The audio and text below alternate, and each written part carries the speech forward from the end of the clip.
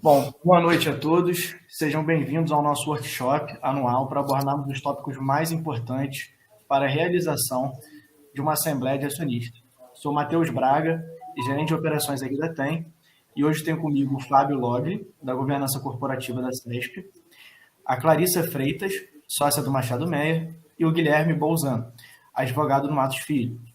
Então, para a agenda de hoje, a gente vai começar com o Fábio abordando os detalhes na elaboração de um edital e cronograma. Depois teremos o Guilherme falando sobre a estrutura de uma proposta da administração e as melhores práticas para a condução de uma assembleia online. E para fechar a apresentação, teremos a Clarissa esclarecendo os diversos tipos de votação e relatórios. Por fim, teremos uma sessão de perguntas e respostas. Então, durante a apresentação, anotem aí todas as dúvidas que forem surgindo, porque no final vocês vão poder esclarecer todas elas. Bom, antes de passar a palavra para os nossos convidados, vamos às orientações da plataforma. Como todos já devem ter percebido, esse ambiente que estamos já é um ambiente que a gente utiliza para a realização das assembleias. Esse ano a gente decidiu fazer nesse ambiente para que vocês pudessem ter a experiência de um acionista durante uma assembleia. Para fazer essa simulação, todos que se cadastraram com antecedência receberam ações, tá? Vocês podem verificar a quantidade de ações que vocês possuem clicando no ícone perfil, que está logo nessa barra à direita da sua tela. Então, você pode clicar ali e ver a quantidade de ações. Caso você esteja sem ações, ou precise de qualquer suporte técnico, favor solicitar através do chat, que é esse ícone azul que a gente tem com balões de fala, no canto inferior esquerdo da sua tela. A gente vai ter um técnico preparado para auxiliar. Por padrão, todos estão com os microfones desativados.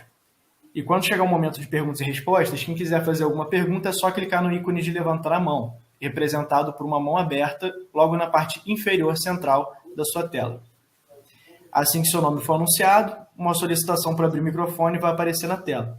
Nesse momento, é só abrir o microfone e fazer a pergunta. Os palestrantes vão compartilhar as suas apresentações, mas elas também estão disponíveis para download no ícone Arquivos. Então, logo aí ao lado direito da tela, novamente, tem o ícone Arquivos, é só clicar, vai aparecer ali a apresentação deles, cliquem no nome do arquivo e ela vai fazer um download para o computador de vocês, para vocês acompanharem também. E ao final, a gente vai simular algumas votações e emitir alguns mapas que a gente também vai disponibilizar para que vocês vejam como é que sai o formato dos mapas. Então, para a melhor experiência de todos, todas as vezes que a gente entrar na apresentação, vai aparecer um comando para vocês expandirem a tela. E eu sugiro que aceitem esse comando. Quando for o momento da gente sair da apresentação e vir para a pauta ou alguma outra funcionalidade da plataforma, ela vai sair de tela cheia automaticamente, tá? Bom, durante o evento a gente vai passar mais orientações, mas agora que as mais importantes já foram passadas, vou passar a palavra para o Fábio dar início à apresentação dele. Obrigado, Matheus. Acho que, dando início então à apresentação, o primeiro passo aqui é uma breve apresentação pessoal. Meu nome é Fábio, eu sou advogado societário, M&A de governança corporativa. Atualmente estou trabalhando na CESP, Companhia Energética de São Paulo, mas já tive passagens também por outras empresas, tanto de capital aberto, capital fechado, limitadas. Então, minha carreira toda foi ao longo desse período nessa área mesmo. Então, aqui eu preparei também uma breve agenda aí dos principais temas que eu vou fazer uma apresentação aqui para vocês também. E aí, claro, sempre com o suporte aí e uma conversa, um bate-papo aqui com o Guilherme e com a Clarissa também. Mas basicamente é passar um cronograma principalmente para empresas listadas, que é um dos principais objetivos aqui que a gente tem também, passando essas principais datas. Algumas decisões prévias aí, pensando mais no lado do jurídico interno de uma companhia, então definição de matérias, formato de como vai ser uma assembleia, o local, se for aplicável, data, horário, etc. Também as aprovações aí de algumas matérias, né, que forem definidas nos órgãos de governança. Então, é importante verificar também essa necessidade de deliberação prévia nesses órgãos. Por exemplo, um comitê de auditoria, um conselho fiscal ou até o próprio conselho de administração. E, por fim, também passar um pouco sobre a divulgação do edital de convocação, a proposta da administração e o boletim de voto à distância. Passando primeiro para o principal ponto aqui, acho que é o cronograma, né? Aqui eu trouxe um pouco uma linha do tempo, pensando no exercício social vigente, mas assim, a gente não começa no exercício social vigente, principalmente uma empresa listada, né? Uma empresa listada, já em dezembro, dia 15 de dezembro, a gente tem uma obrigação aí perante CVM e a própria B3 de soltar um calendário de eventos corporativos. Então, já lá a gente já tem que soltar quais vão ser as datas de assembleia, de aprovação de resultados e etc. Então, isso começa bem antes também. Mas aqui, iniciando o ano, uma primeira atividade que nós temos aí já inicia logo em janeiro, dia 15 de janeiro, que é a data aí que nós temos prevista para soltar um aviso aos acionistas indicando qual que é a data que foi definida para a realização da Assembleia Geral de Acionistas. Então, nesse dia, muitas companhias vão soltar esse aviso aos acionistas indicando se vão realizar mais para o fim de abril ou antecipadamente também. Então, esse dia é um dia bem importante também para os acionistas também tomarem conhecimento dessas informações. Aí, logo na sequência, 45 dias antes da data definida para a Assembleia, a gente tem um prazo aí limite para a solicitação de inclusão de propostas de deliberação pelos acionistas aí de uma companhia. E aí, a próxima data, o próximo marco, realmente é os 30 dias antes da Assembleia, que é o período aí em que ocorre a divulgação e a publicação dos documentos principais aí da Assembleia, incluindo o edital de convocação, a proposta da administração e seus diversos anexos também, e o próprio boletim de voto à distância. Passando para a próxima data, nós temos aí 25 dias antes também da data definida, que é uma outra data limite aí para a solicitação de inclusão de candidatos, aí tanto o Conselho de Administração quanto o Conselho Fiscal, para fins do boletim de voto à distância de novo. E aí, logo na sequência, 20 dias, 5 dias depois desse limite, é o prazo limite aí para a reapresentação do boletim de voto à distância pela companhia. Esse é um prazo limite estabelecido aí pela B3, pela CVM. Eventualmente pode acontecer de ter alguma matéria que seja necessária essa representação, mas existe todo um trâmite específico definido pela B3 e CVM para fins dessa reapresentação. Mas aqui a gente sempre fica com a data definida aí desses 20 dias antes da Assembleia. E aí, passando, a próxima data, o próximo marco temporal aqui vai ser esses 7 dias antes da data da Assembleia, que é o prazo limite aí para o envio dos boletins de voto à distância pelos acionistas e conforme todas as orientações aí que certamente constarão da proposta da administração. Logo na sequência, a gente tem os mapas, os principais mapas aí já começam 48 horas antes, 2 dias antes, né? Que é o mapa do escriturador. E aí, nesse mesmo marco temporal aqui, a gente tem o limite para apresentação dos documentos aí para participação no caso de uma assembleia digital. Então, é um prazo aí para fins de cadastro de todos os acionistas que queiram participar numa assembleia. A própria instrução CVM ela já prevê esse prazo aí de antecedência para que também haja um preparo e etc.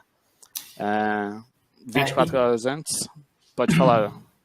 Não, que inclusive esses mapas, nosso sistema ele já está parametrizado para emiti-los de acordo com a própria CVM, né? Então, mais para frente, a gente vai fazer essa demonstração da emissão dos mapas, tá? Ótimo. E uma prática que eu acho bacana também que a gente faz por aqui é que assim que é divulgado o link da Assembleia, na própria página de cadastro da Assembleia, a gente já consegue anexar os documentos da proposta, o edital, consegue botar um manual de participação.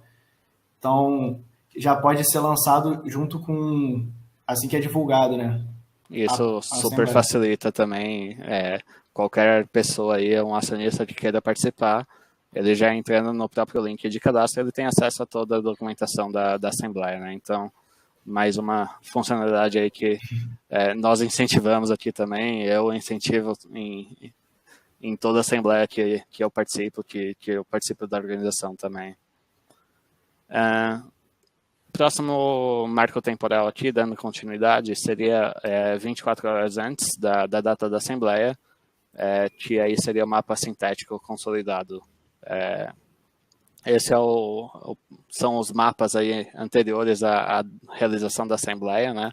Mas logo na sequência a gente já parte então para a data, o dia D, que é o que a gente costuma denominar, que é o dia da Assembleia, que nesse dia ocorre a Assembleia, e aí, enfim, a gente vai passar por definição de matérias, etc., como eu falei anteriormente, e aí, ao final, existe aí a divulgação da ata, o mapa final de votação e eventual formulário de proventos, se houver também, né?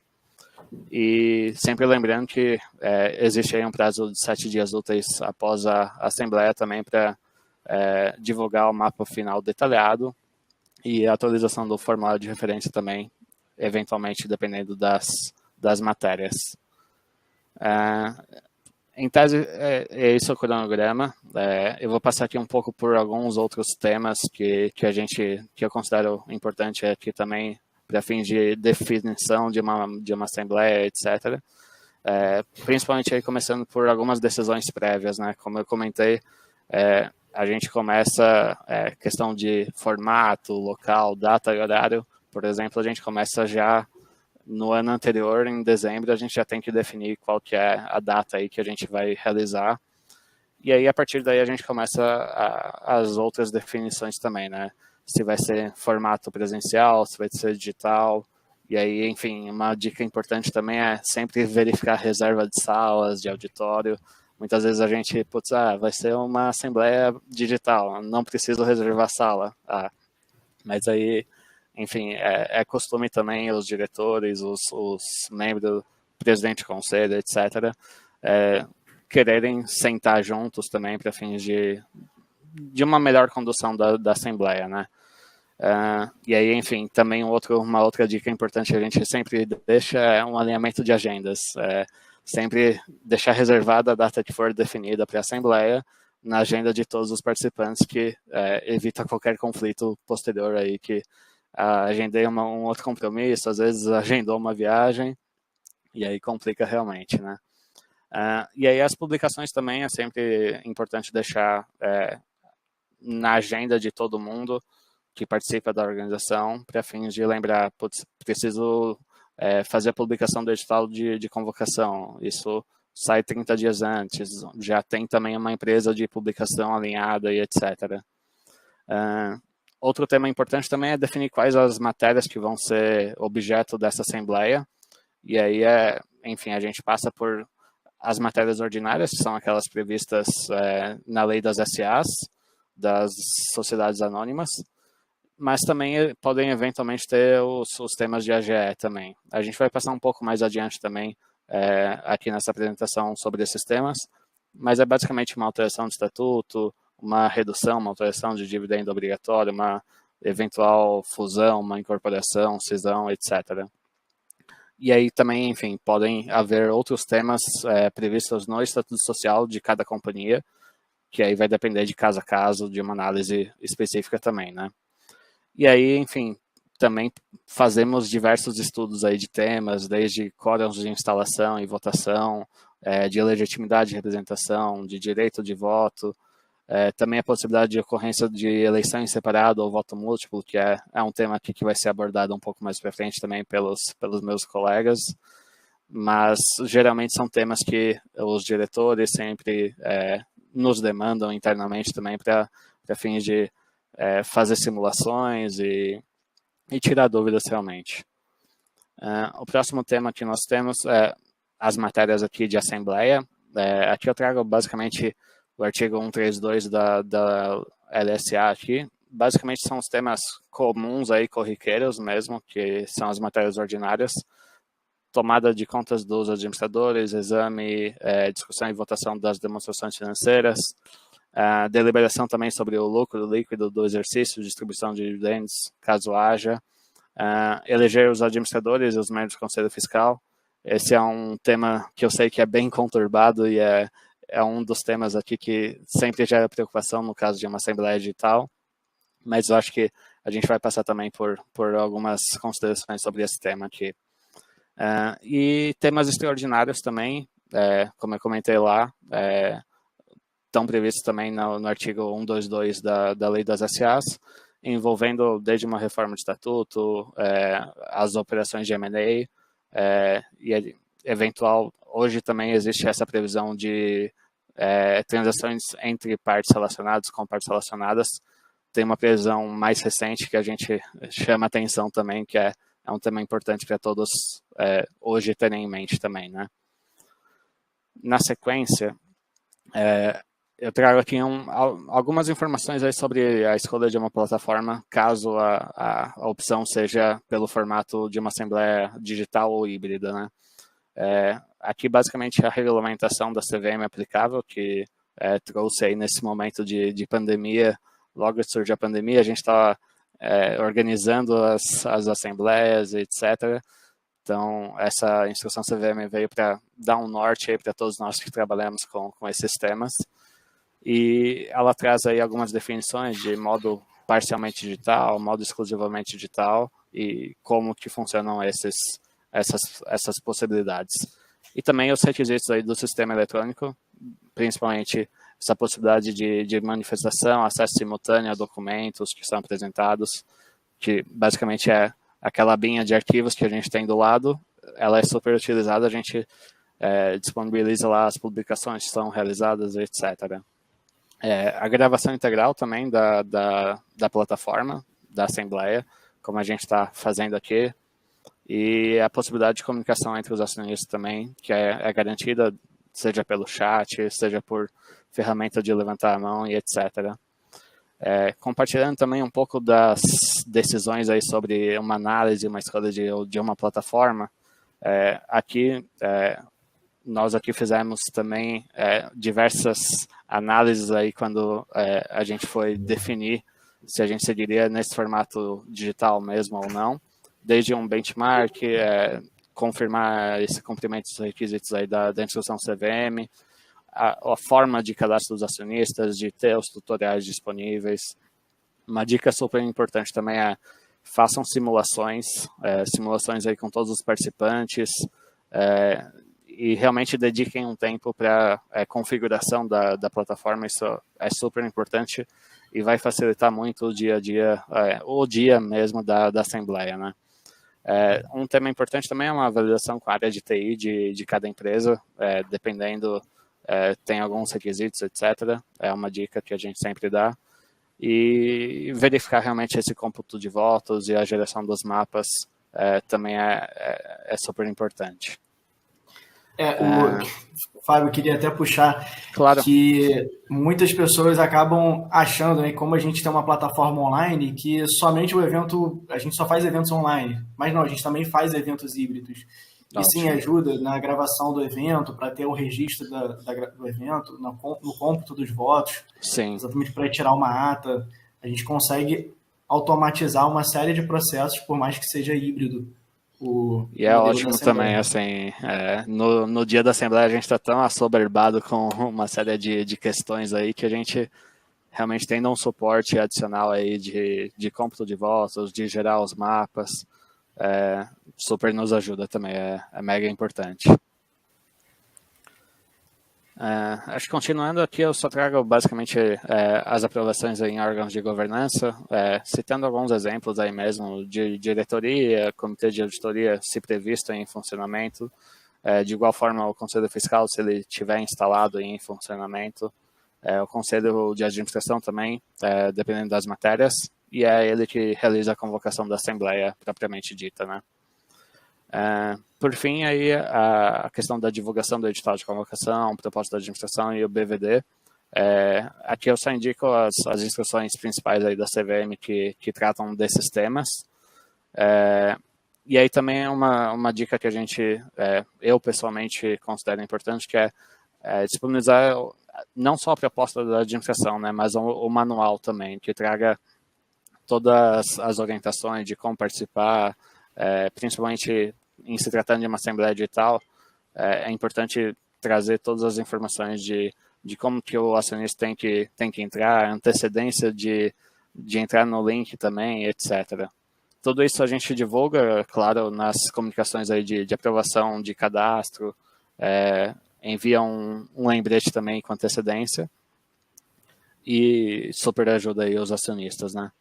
E também a divulgação dos documentos, um mês antes da Assembleia, basicamente o período que a gente se encontra aqui também, então imagino que muitos estão também trabalhando nesses documentos, mas é uma outra dica que eu deixo aqui também para vocês.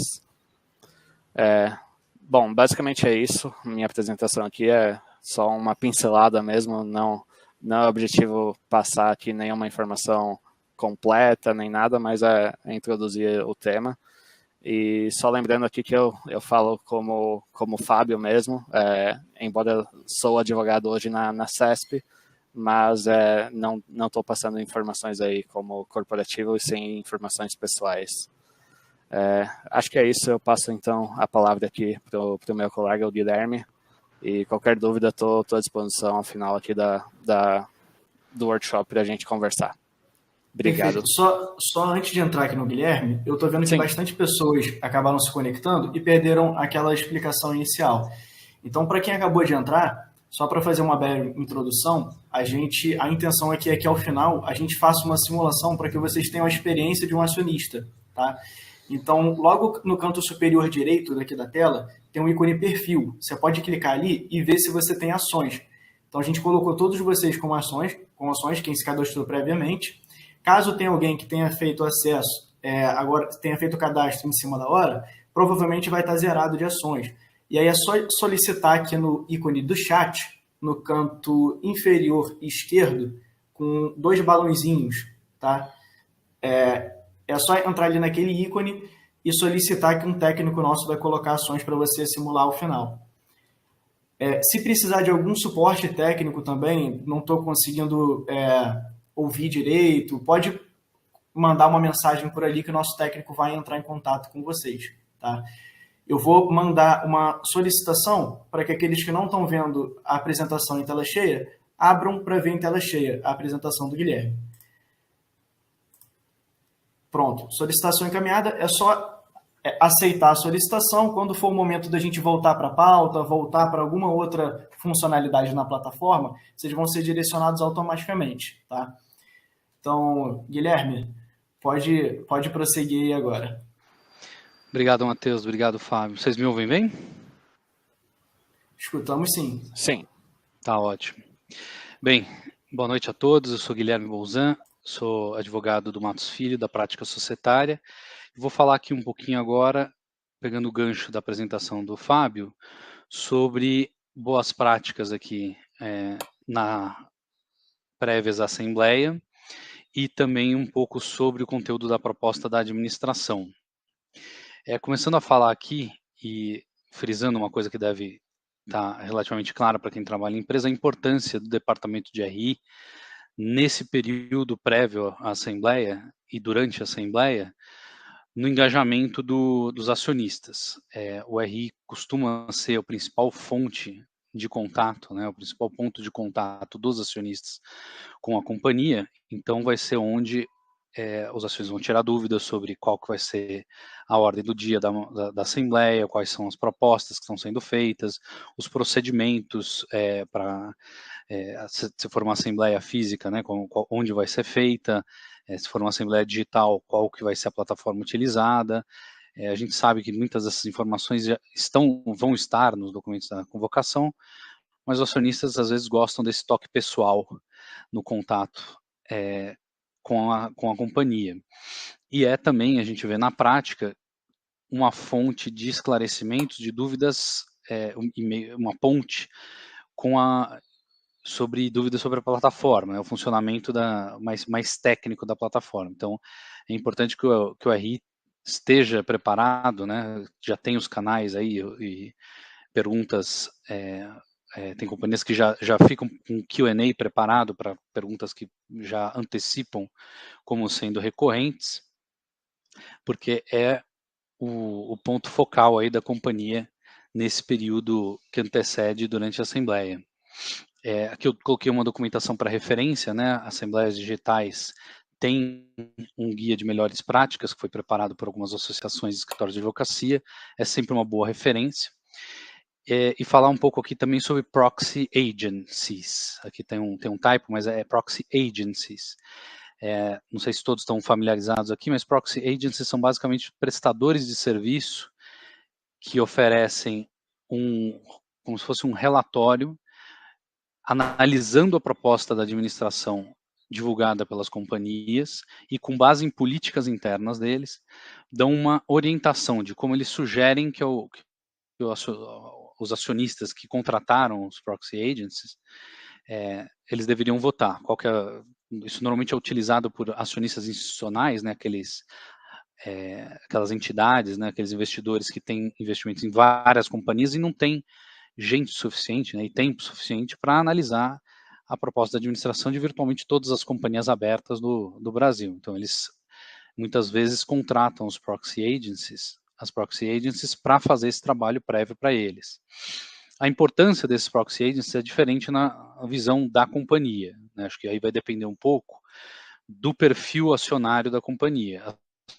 Para uma corporation, sem um controlador definido, essas proxy agencies são muito importantes, porque você depende mais para a aprovação das matérias que são colocadas na ordem do dia, dos outros acionistas, que vão se basear, esses acionistas institucionais vão se basear nas recomendações das proxy agencies. É um pouco menos relevante quando você tem uma companhia com controlador, mas não é totalmente desprezível, porque você pode ter situações em que o controlador está impedido de votar. Então, apesar de não ser, em sua natureza, uma corporation, uma companhia que tem um controlador pode se ver numa situação em que dependa dos minoritários para aprovação de alguma matéria. É um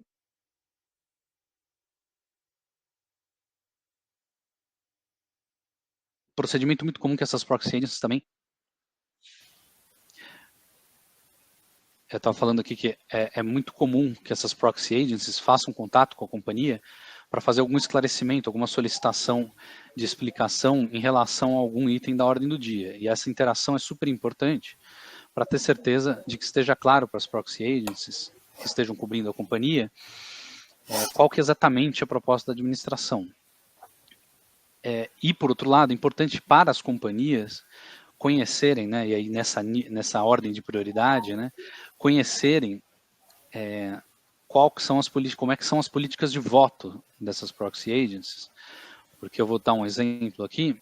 Essas são as duas principais proxy agencies que a gente tem aqui atuando no mercado brasileiro, e eu pensei aqui alguns exemplos de trechos que são relevantes na própria definição do conteúdo da proposta da administração. Conteúdos como quantidade mínima de conselheiros independentes, quantidade mínima de conselheiros de minorias, mulheres, e isso vai impactar na recomendação da companhia, dessas proxy agencies. Então é importante que a companhia saiba disso e saiba quão dependente a companhia é dessas recomendações, para já se adiantar e já formatar a proposta de acordo com que essas agências esperam que seja um conteúdo mínimo aceitável dessas propostas. Entrando aqui um pouco na dinâmica da Assembleia Geral, né, acho que o Fábio já adiantou alguns desses pontos aqui. O que a gente recomenda, né, que as companhias tenham previamente aí preparado, já testado, antes da Assembleia? Acho que é importante ter uma minuta de uma ata e o roteiro né, para ter certeza de que todo mundo sabe que hora vai falar, qual que é a ordem dos assuntos. O roteiro é importante também constar assuntos contingentes, né, como, por exemplo, instalação do Conselho Fiscal, que é um assunto extra-pauta. O livro de presença e o livro de atas de Assembleia Geral. Hoje em dia tem livros digitais, então ter certeza de que está tudo disponível, está no formato certinho, já foram preparadas, né, o que eu consegui adiantar de lista de acionistas, esse tipo de coisa já adiantar. A base acionária, né, aqui colocamos até uma sugestão, né, das bases acionárias dos 3 últimos meses. Clarissa vai explicar um pouco melhor essa questão dos três últimos meses, mas é uma questão relacionada à solicitação de votação em separado. Como o Fábio falou, testar a plataforma, assim, não se avexem, testem a plataforma. Tenho certeza de que vocês, as companhias estão confortáveis com as plataformas, os acionistas estejam confortáveis, conheçam, tenham todos os requisitos, saibam que botão faz o quê. Não acabem com a Assembleia antes dela acabar, por favor. Já aconteceu. E saibam subir a lista, né, de acionistas, eu acho que é um ponto importante na plataforma também. Porque sem isso, ponto, né, não tem, enfim, votação, né, a plataforma não contabiliza. Com certeza. E testem, né, façam não só o teste da plataforma, como a infraestrutura que você eventualmente vai precisar no dia, né. Enfim, dicas mais práticas aqui. E, como o Fábio falou, travem a agenda de todo mundo, tanto de quem quer participar, com quem precisa participar, né. Colocamos aqui um checklist de presenças obrigatórias. Membros do Conselho Fiscal precisam estar, se o Conselho Fiscal obviamente estiver instalado, precisam estar na Assembleia. Nas AGOs a gente tem os administradores, ou pelo menos um deles, né, e aí administradores ou diretores, membros do Conselho de Administração. O importante é ter alguém que, se os acionistas fizerem algum questionamento, esteja apto a responder. O auditor independente, né, para tirar dúvidas sobre o relatório, sobre o processo de auditoria. E o coordenador do Comitê de Auditoria Estatutário, lá nos moldes da regulamentação da CVM, também precisa estar presente na AGO.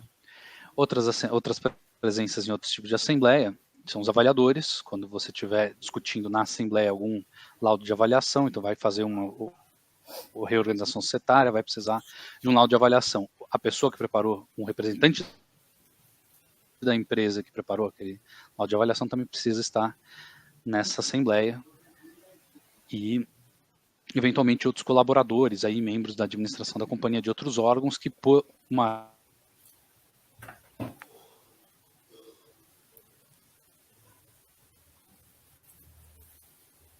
regra interna da companhia precisa estar, mapeiem quem precisa estar e travem a agenda de todo mundo. Aqui temos uma questão de quórum, né? Quórum de instalação, via de regra, é de 25% das ações votantes, né? Do direito, do potencial de voto, né? Da companhia. E a gente tem também esse quórum especial de alteração do estatuto. Em primeira convocação, você só instala com 25% 25% não, 2/3 do total de ações votantes.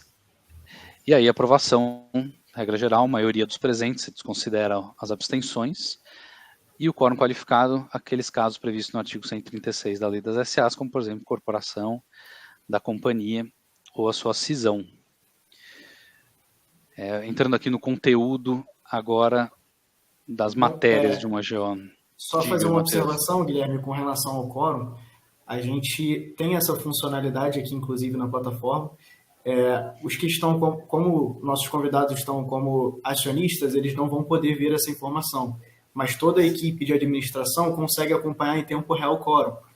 E uma das dificuldades era, inclusive, separar o quórum entre a AGO e a AGE quando é feita uma AGOE, né? Tem pessoas que mandam um BVD para uma AGO, não mandam para a AGE, e a gente faz toda essa separação de quórum e apresenta na plataforma em tempo real.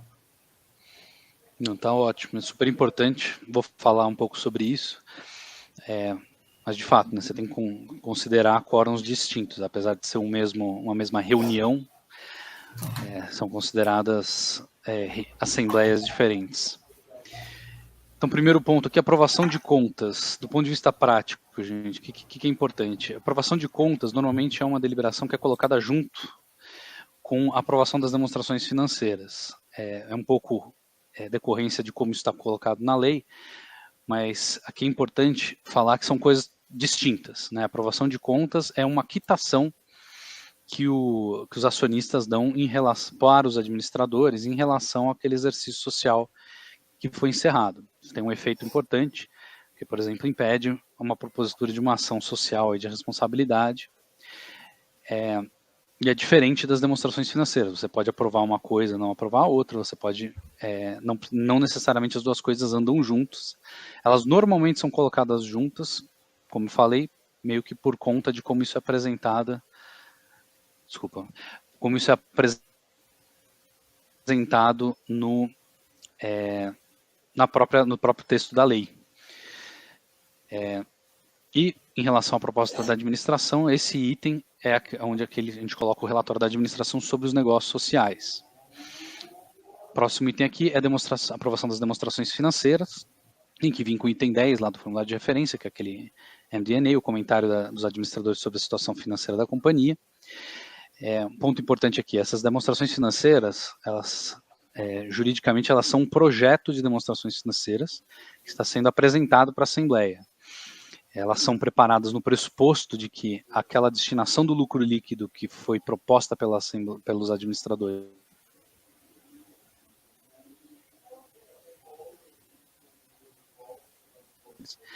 vai ser aprovado pela Assembleia. A Assembleia, ela sempre tem poderes aí, hierarquicamente, sempre tem poderes para propor uma outra solução, para uma outra destinação para aquele lucro líquido e mesmo sugerir alterações nos números, né? Se identificar que houve algum erro, alguma coisa, a Assembleia não só tem o dever como obrigação de apontar isso e sugerir. E aí tem duas consequências. Se você alterar só a destinação, essa nova destinação vai constar em ata. Se você mudar alguma coisa nas demonstrações financeiras que mude o montante do lucro do exercício ou o valor das obrigações da companhia, aí tem uma obrigação de republicação em até 30 dias dessas demonstrações financeiras, aí já com as alterações deliberadas na Assembleia. Próximo item aqui que a gente tem na ordem do dia de uma Assembleia Geral Ordinária é a destinação do lucro líquido, o anexo 9.1.2 da instrução CVM 481. Quem já preencheu isso sabe que é cheio de nuances. E aqui um ponto importante é que, como eu falei, as demonstrações financeiras elas são propostas para os acionistas, apresentadas para os acionistas no pressuposto de que a destinação do lucro líquido vai ser aprovada. Então, as duas coisas têm que conversar, demonstrações financeiras e a proposta da administração. E quais são os pontos de atenção aqui? Cada uma das destinações que você dá para a parcela do lucro líquido, ela tem regras específicas. Algumas destinações são obrigatórias, outras são facultativas. Tem que interagir um pouco com as regras do estatuto, especialmente quando você tem no estatuto regras bem delimitadas sobre como você calcula o que vai para uma reserva de lucro estatutária, qual que é o dividendo obrigatório. Tem que ficar atento também aos limites da lei, né? Especialmente no que diz respeito aí às reservas de lucro estatutária. E ficar atento também à necessidade de apresentação de um orçamento de capital, quando tiver uma proposta de destinação do lucro que envolva a retenção de parte do lucro para fazer frente aí a investimentos.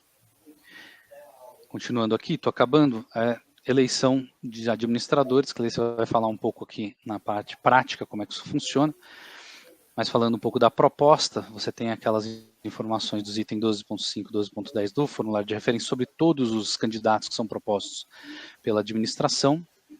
Se você tem um range de assentos no Conselho de Administração, ou mesmo no Conselho Fiscal, você deveria ter uma deliberação prévia na qual se fixa a quantidade de assentos. Isso vai ter impacto sobre processo de voto múltiplo, por exemplo. E aqui uma dica prática, quem já preparou um BVD lá no sistema do Cicorp sabe que precisa ficar atento quando você está preparando o boletim de voto à distância para uma AGO, tem que tomar cuidado para ter certeza que estão incluídos nesse boletim de voto à distância os campos obrigatórios sobre solicitação de voto múltiplo, instalação do Conselho Fiscal, obviamente naquelas companhias em que o Conselho Fiscal não é de funcionamento constante, e eleições em separado. De novo, obviamente, naquelas companhias que têm controlador. Esses itens eles não aparecem automaticamente ainda no Sicorp, quando você cria o BVD, então a companhia tem que criar uma questãozinha simples solicitando a inclusão desses 3 itens. Além da proposta da administração, qualquer acionista tem possibilidade de apresentar um candidato, né? E aí a depender de quando o acionista faz essa indicação e qual que é o percentual de participação daquele acionista na companhia, o candidato ou candidatos desse acionista, ou chapa de candidatos proposto pelo acionista, vai ter uma visibilidade maior ou menor. Quem tem um percentual mínimo previsto lá na instrução CVM 481 e faz essas indicações, como o Fábio falou, até 25 dias antes da Assembleia, tem a possibilidade de incluir esses candidatos, essa chapa, no boletim de voto à distância. Outros acionistas que façam a indicação ou fora do prazo, ou que não tenham esse percentual mínimo, os candidatos indicados eles vão ser informados pela companhia via aí algum comunicado ao mercado ou aviso aos acionistas, a formato que a CVM indica aviso aos acionistas. E, assim, candidatos podem ser propostos até no próprio momento da Assembleia. O que vai diferenciar uma situação da outra é, de novo, a visibilidade que esses candidatos vão ter e a probabilidade de receberem votos. E a importância também de vocês, a companhia que receber essas indicações, e estiver fazendo essas indicações, ter certeza de que esses candidatos cumprem aí todos os critérios de desimpedimento, critérios de independência para fins de conselho de administração, para ter certeza de que estão cumprindo aí com regras, agora está na própria lei das SA, né, regras mínimas de conselheiros independentes. E acho que também, Guilherme, a própria companhia também ter os seus próprios candidatos aí, no caso de um conselho fiscal, por exemplo, né, ser solicitado durante a Assembleia, digo isso por experiência própria, que ocorre mesmo, e é importante que a empresa ela tenha os seus próprios candidatos já alinhados e conversados, né? Sim, acho que a Clarice vai falar um pouco disso na hora do procedimento de votação, mas com certeza, como é um item extra-pauta, né, que pode ser solicitado até mesmo no momento da Assembleia, observado lá o percentual mínimo necessário, a instalação do Conselho Fiscal exige a eleição de seus membros logo em seguida. Então é importante que a companhia tenha, sim, alguns candidatos ali já preparados, né, já alinhados, para, se acontecer essa eleição, já não precisar suspender a Assembleia para correr atrás de candidatos. Já está tudo pronto, engatilhado. E um último ponto que não diz respeito especificamente de Assembleia Geral Ordinária, mas que normalmente é deliberado junto, é a fixação do limite global da remuneração dos administradores, né?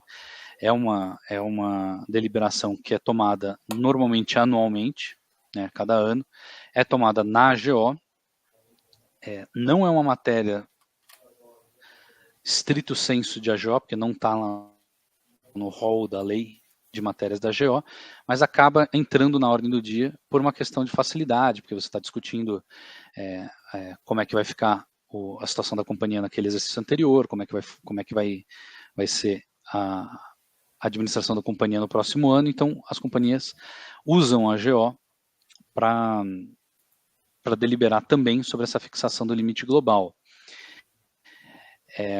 Na proposta da administração, além do valor em si do limite global, né, que só lembrando, a CVM decidiu que não envolve a encargos sociais cujo ônus de pagamento é do empregador, do empregador, que é a companhia, mas também todas aquelas informações do item 3 do formulário de referência, que é por isso que o Fábio falou, acho que esse trabalho começa muito antes, porque você vai ter que antecipar o item 10, o item 12, o item 13 do formulário de Especialmente para referência. esse item 13, começa bem antes aí com todo o time de RH que geralmente nos apoia, né? Sim, sim. Esse item 13 dá bastante trabalho, né? Você realmente Sim. precisa muito da ajuda do suporte do RH. Acompanhamento muito próximo, realmente, e dúvidas surgem com frequência também, né? Sim, com certeza. O Fábio, enfim, deixou implícito na apresentação dele, mas esse aqui, somos 3 advogados aqui, mas os advogados às vezes funcionam mais como gestores de projeto nesse assunto do que como protagonistas, né? É um processo que envolve várias áreas da companhia, então daí a importância também desse processo começar muito antes, estar bem alinhado entre todo mundo para não ficar a bola na quadra de ninguém desavisado. Aqui trouxe 2 itens um pouco mais para discussão, né? A periodicidade. Não está escrito em lugar nenhum da lei que esse limite ele deveria ser anual. Isso é uma prática, mas a gente já viu companhias aprovando, quando, por exemplo, vai aprovar um plano de remuneração que vai ter impacto durante vários anos, aprovar um limite específico da remuneração para aqueles anos em que o plano vai ser vigente, para não ter um risco de execução lá na frente, de chegar num determinado ano, e os acionistas chegar numa situação um pouco surreal, de ver os acionistas negando o valor correspondente ao que você precisa contabilizar do plano naquele exercício social, e, por outro lado, ter a obrigação perante os beneficiários do plano de ter que fazer os pagamentos. Então, como essas duas coisas conversam, também é importante também o jurídico, o RH, manterem controle do que é o limite que está sendo proposto e do que é o limite que já está aprovado, que é decorrente dessas aprovações plurianual. E a questão, eu comecei aqui falando, né, esse é um item que não é de AGO estrito sensu, é de AGE. Do ponto de vista prático, isso é quase inócuo, a discussão não fosse um ponto muito específico, na minha opinião, que é o impacto disso no BVD. Quem já preparou o BVD sabe que existe um BVD para a GO, né, como o próprio Matheus falou, né, tem um BVD para a GO, um BVD para a GE. Então, se você for bem na risca da lei e falar, não, isso aqui, a fixação do limite global é matéria de AGO, matéria de AGE. Você vai ter 2 boletins de voto à distância, um com matéria de AGO, um com uma matéria no limite de AGE, que seria a fixação do limite global, e pode levar alguns acionistas, acho que foi o próprio Matheus que comentou, de mandarem um BVD e não mandarem o outro. Então, quando você tem uma AGOE, né, formalmente, em que você só tem como matéria de AGE fixação do limite global, o que muitas companhias fazem é considerar isso como uma matéria de AGO conexa, né, às matérias de AGO, e incluir num mesmo BVD. E aqui, enfim, deixei listado, não vou passar por cada um deles, mas outras matérias que, se forem submetidas para a Assembleia, aí vão exigir a inclusão de documentação de informações exigidas pela instrução CVM 481 na proposta da administração. Bem, era isso. Larissa, bola com você agora. Obrigada. Vou começar aqui. Oi, gente, só para me apresentar também rapidamente, eu sou Clarissa Freitas, eu sou sócia também da área aqui societária, e especialmente essa parte de regulatório de companhias abertas que a gente faz bastante aqui no Machado Meyer. Eu vou passar aqui rapidamente sobre assembleias digitais, eu acho que o Fábio já passou também um pouquinho, mas só para levantar aqui alguns pontos mais interessantes a respeito lá da instrução 622, né, que acabou regulamentando as assembleias digitais, falar um pouquinho das principais regras, né? Como o Fábio disse também, a assembleia ela pode ser parcialmente digital ou exclusivamente digital, ou seja, parcialmente digital é aquela que permite que o acionista participe e vote presencialmente e pela plataforma digital, ou então ela pode ser exclusivamente digital quando só o acionista ele só participa e vota através da assembleia.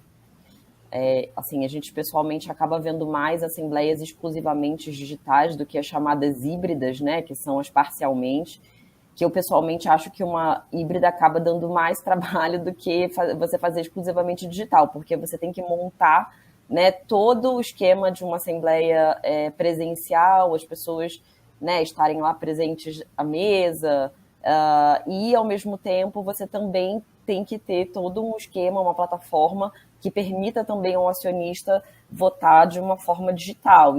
Então, eu não sei, pessoalmente, eu acho que dá mais trabalho, né? Ou se faz uma assembleia totalmente presencial, ou se faz uma assembleia totalmente digital. Mas isso, enfim, é uma opinião minha. E como as duas se conversam, né? Também, eu sou totalmente alinhado com isso.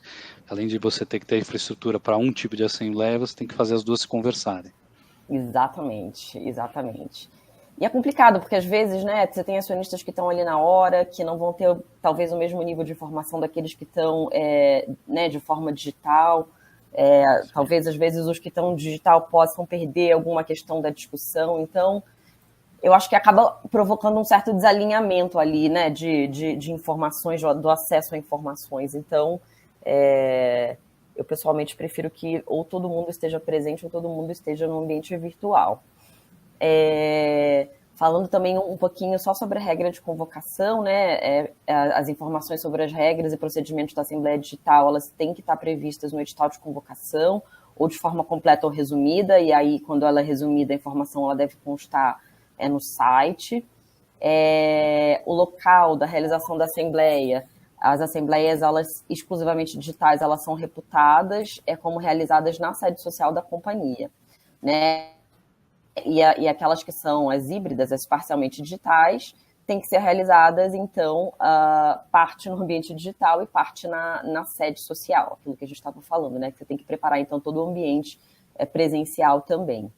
E como, aproveitando aí, como a gente tinha falado lá atrás, a gente faz essa parte tanto híbrida quanto completamente virtual. Os dois modelos têm funcionado bem, mas como a Clarice também mencionou, é melhor que você escolha, quando as companhias testam um modelo 100% virtual, depois todos os feedbacks que a gente recebe é que elas não querem voltar atrás para ter todo aquele trabalho de organização do espaço, quem que vai montar a infraestrutura. Exatamente.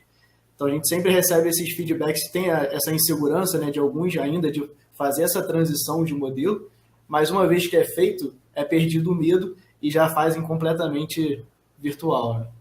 Exato, eu vou trazer até depois algumas estatísticazinhas que eu acho que são interessantes para isso. E eu acho que assim, a grande vantagem, na minha opinião, da Assembleia Digital, além de, obviamente, eu achar que, né, tem toda uma economia de custos para a companhia e para os próprios acionistas, que muitas vezes, né, são obrigados a se deslocar, né, até a sede social, então isso acaba gerando um custo excessivo. Na Assembleia Digital, existe essa possibilidade que a companhia ela pode exigir do acionista que ele faça o depósito prévio dos documentos até 2 dias antes da realização da Assembleia. Então, isso é uma grande vantagem, porque a companhia ela acaba sabendo com 2 dias de antecedência qual é a base acionária que vai estar ali presente. E isso numa assembleia híbrida ou numa assembleia 100% presencial, você não tem como ter esse controle, porque pode ser que o acionista apareça ali a qualquer momento. Inclusive para aquela questão toda de checagem de procuração, que a gente sabe que, né, demanda tempo. Às vezes a gente está numa assembleia presencial, se chegam 3 acionistas, o negócio já atrasa, porque o cara chega ali na hora, obviamente a companhia, né, não tem como dizer que ele não vai participar, e ele pode chegar na hora ali com a papelada, não necessariamente ele manda antes. Então isso pode acabar atrasando bastante, né, o começo ali da Assembleia, se, por exemplo, chegar muita gente ao mesmo tempo de forma inesperada. Então, eu acho que a Assembleia Digital ela é uma grande vantagem nesse sentido, em termos de organização, da companhia saber com uma certa antecedência quem vão ser os acionistas que vão estar presentes, né? Você já tem ali o quórum de presença, então eu acho que isso realmente ajuda bastante ali o trabalho de organização. E também, né, essa possibilidade de fazer o protocolo dos documentos também de forma virtual, eu acho que inclusive também a plataforma permite isso, né, Matheus? Exatamente. E ao final, exatamente para facilitar a organização, a gente consegue fazer a extração dos documentos de todos os participantes e compilar numa única pasta e encaminhar para a empresa.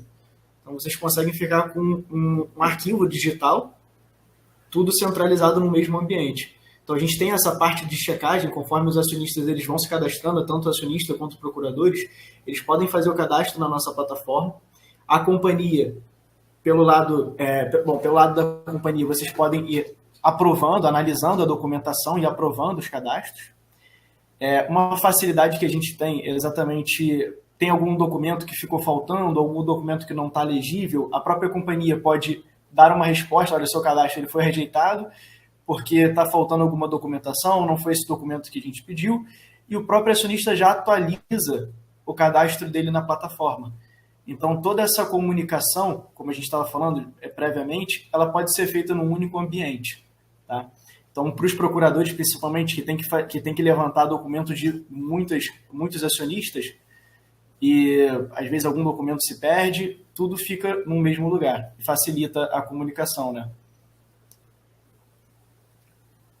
Exato, e ali na hora também, eu acho que, né, a própria instrução, eu acho que o Fábio falou um pouquinho disso, ela estabelece alguns requisitos mínimos, né, que a plataforma tem que cumprir, e um deles é justamente a possibilidade de você permitir que o acionista acesse aqueles documentos todos, a proposta, demonstrações financeiras, enfim, tudo que deveria estar ali impresso, né, se fosse uma assembleia presencial, à disposição do acionista tem que estar disponível no ambiente eletrônico. E aí eu acho que nessa pastinha aqui, arquivos, é que isso é colocado aqui, né, nessa plataforma. Exatamente. Antes do também cadastro... a plataforma, na própria página de cadastro, você já consegue disponibilizar esses arquivos. E após a entrada no evento, aqui nessa parte de arquivos, você também pode encontrar os mesmos arquivos. Tá. E aí o acionista ele pode consultar ali na hora. A plataforma também tem que, né, poder registrar, obviamente, a presença e os votos dos acionistas, né? Eu acho que a plataforma aqui da TEM é através do voto, acho que, enfim, a gente vai fazer aqui como é que chama, gente? A testagem aqui, né, da votação, mas existem outras plataformas que você pode fazer também por outras formas, não necessariamente ticando aqui na hora sim, não e abster-se. Né? Existem algumas plataformas que não disponibilizam isso, que até as companhias preferem, quando são poucos acionistas, eu prefiro que os acionistas ali liguem as câmeras e por exemplo, digam aqueles que votarem de forma desfavorável, eles, por exemplo, deem o seu voto através do chat, e aí na hora você contabiliza. Né? Existem diversas formas de você contabilizar o voto. Então, não necessariamente você vai ter ali um questionário, né, que o acionista vai preencher na hora. Pode existir também essa outra forma de o acionista dar o seu voto, inclusive, de forma oral ou de forma escrita, né? Então, de alguma forma, a plataforma ela tem que permitir que esse voto seja proferido e registrado, tá? Mas não existe uma forma correta de se fazer isso ou não. Existem formas mais práticas e menos práticas, mas aí também acho que depende um pouco, né, do que a companhia prefere, do número de acionistas, o que fica mais fácil, né, para a própria companhia. A plataforma também tem que, né, permitir a gravação integral da assembleia e a possibilidade de comunicação entre os acionistas, que normalmente, pelo que eu vejo, é mais via chat mesmo, né? Um acionista tem que poder conversar com o outro, né? Até a gente vai passar aí por essa questão toda de voto múltiplo, então é importante que um acionista consiga conversar com o outro até para que eles possam, na hora ali, como se fosse uma assembleia presencial, combinar algum tipo de voto, né? Isso tem que ser permitido pela plataforma.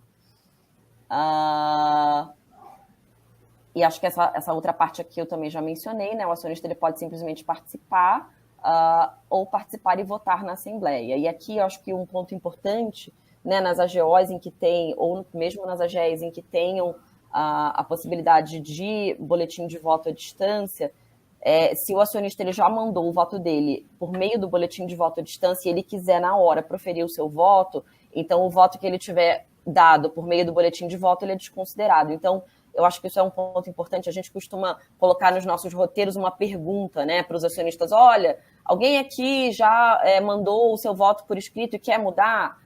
Isso acho que é importante falar até ali antes de cada uma das votações, porque o acionista que eventualmente queira mudar a sua orientação de voto, na hora ele pode. Então, eu acho que essa pergunta acaba facilitando ali a vida, né, especialmente do pessoal da plataforma, que vai ter que mudar, então, ali manualmente, acredito eu, o voto dessa pessoa, né, que já deveria estar computado ali na plataforma, e aí vai ter que alterar. Acho que é possível fazer isso também, né, Matheus, na hora. Exatamente. Ele pode pedir a exclusão do BVD dele porque ele decidiu participar e votar, alterar o voto dele na plataforma. Então, logo no início da Assembleia, quando ele solicita a exclusão do BVD para votar na plataforma, a gente faz essa limpa dos votos dele e ele pode proferir durante as votações.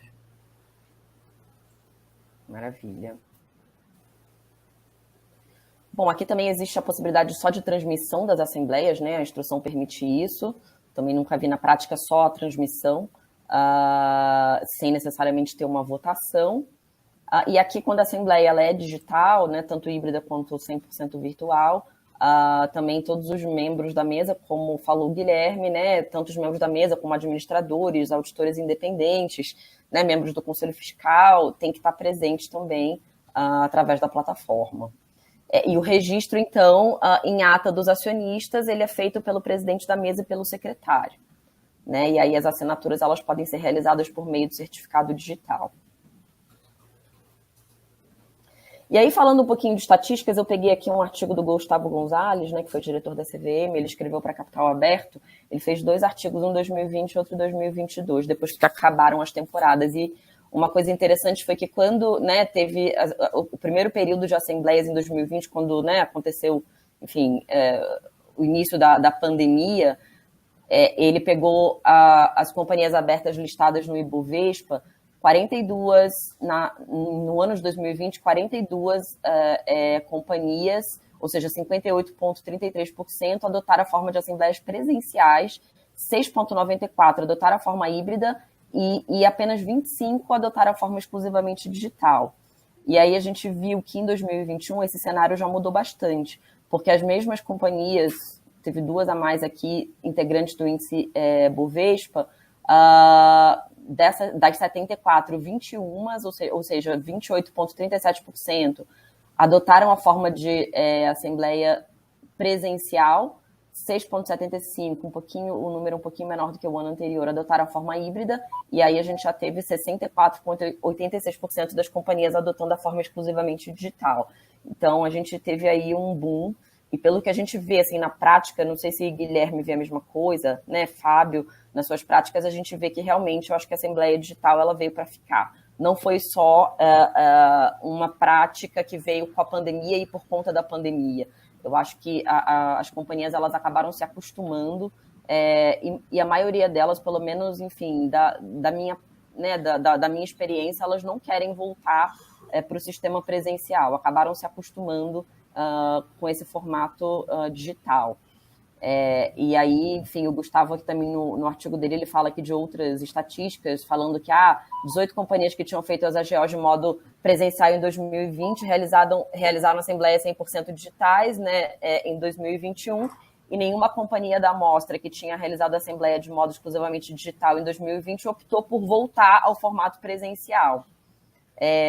E mesmo algumas companhias que haviam, né, no momento da convocação, previsto a realização de AGOs híbridas ou presenciais, acabaram optando posteriormente, por migrar para um formato exclusivamente digital.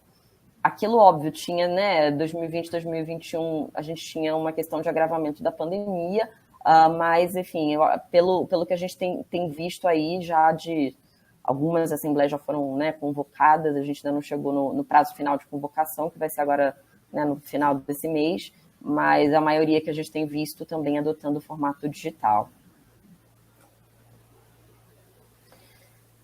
E aqui, né, a gente, né, falou, o Fábio e o Guilherme falaram um pouquinho de todo o prévio, né, e é importante também falar um pouquinho do dia e do pós, né, no dia da assembleia, as companhias elas têm que apresentar um sumário da ata ou a ata já, né, na sua integralidade.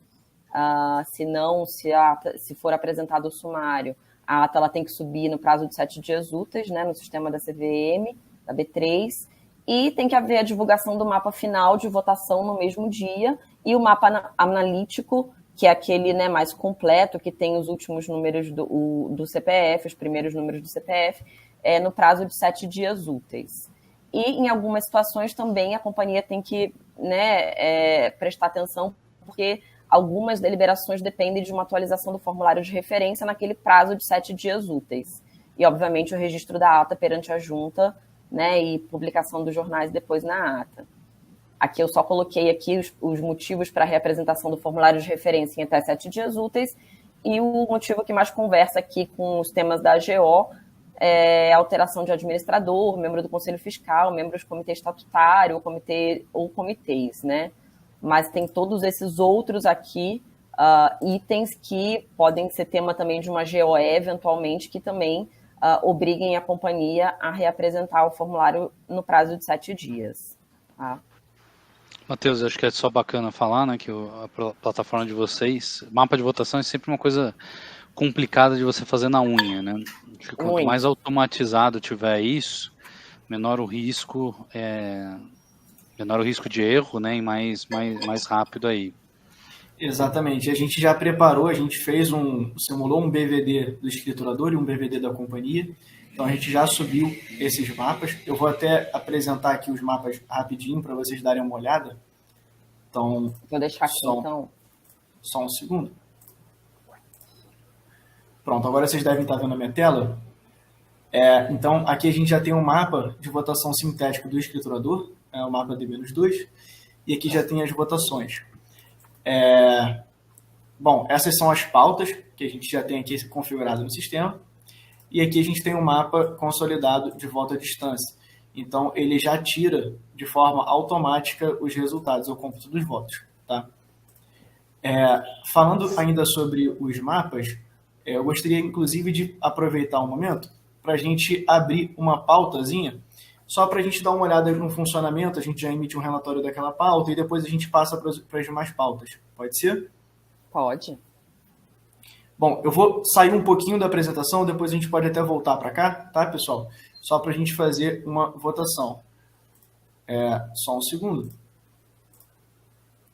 Bom, então, só para simular a experiência aqui do próprio acionista, vocês vão perceber, não precisem clicar em lugar nenhum.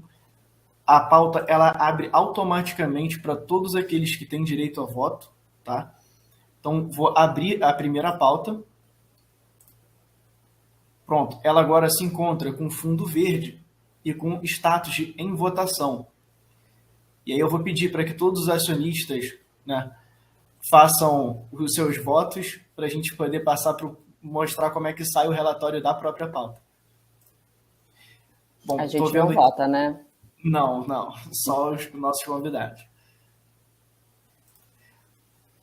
Bom, enquanto a pauta está rodando, eu queria até trazer aqui uma observação. A gente aconselha as companhias, como orientação, a colocar um período para que a pauta esteja aberta. Então, logo no canto superior direito, a gente tem um cronômetro.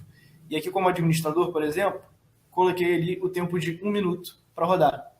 Então, esse cronômetro ele não está vinculado necessariamente ao encerramento da pauta, mas ajuda que a mesa tenha um controle sobre o tempo que a pauta está aberta. Então, a gente sabe que, às vezes, algum acionista pode ter tido uma queda de internet, ele entra em contato com a companhia e fala, olha, aguarda só mais um pouquinho que eu vou voltar nessa pauta ainda. Então, cabe a uma comunicação e decisão da companhia, tá? Isso não é uma trava automática. Bom, estou vendo aqui que faltam 6 pessoas para votar.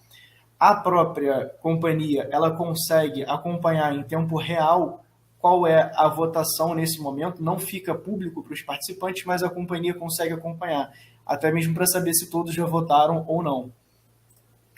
Isso é até interessante, porque a gente já teve, né, casos aqui de assembleias fazendo, né, com essa plataforma, e que, como você consegue ver quem aí você tem, às vezes, um representante, né, daquele escritório, por exemplo, que traz vários votos.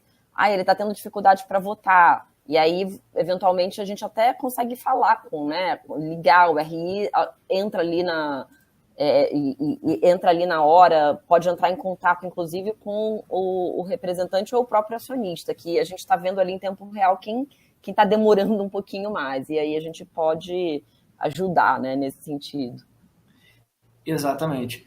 Bom, eu vou encerrar aqui a votação. Então, o próximo passo é a gente colocar a pauta para tabular, então nesse momento ela se encontra com fundo amarelo, o status ali tabulando. Então a companhia já consegue ter um resultado da votação internamente, mas os acionistas ainda não conseguem ver esse resultado. Então, assim que a gente homologa a pauta, então vou homologar a pauta, agora ela aparece com fundo azul e aparece o resultado da pauta, tá? Então, aqui eu posso baixar, eu vou baixar o resultado dessa pauta em específico, só para demonstrar, mas a gente pode, ao final, baixar o resultado de todas as pautas também, tá? Então, vou voltar aqui para o conteúdo e a gente já volta ali de onde a Clarissa tinha parado.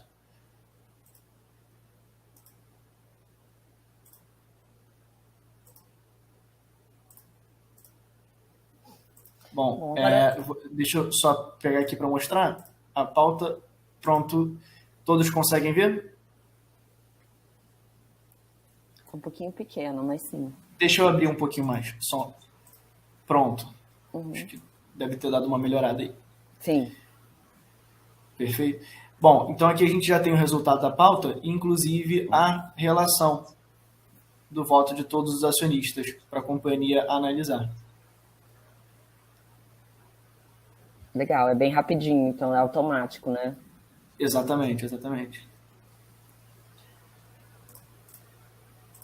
Bom, podemos voltar aí da onde a Clarissa parou.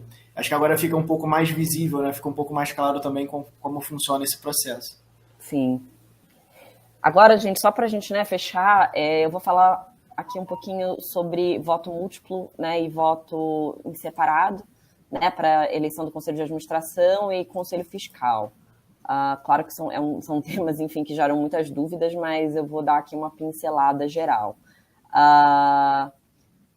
Normalmente, né, a administração da companhia, ela vem na proposta com a chapa completa, né? Normalmente é difícil você ter uma companhia que venha com candidatos assim individualmente. Pode ter, mas normalmente vem a chapa completa.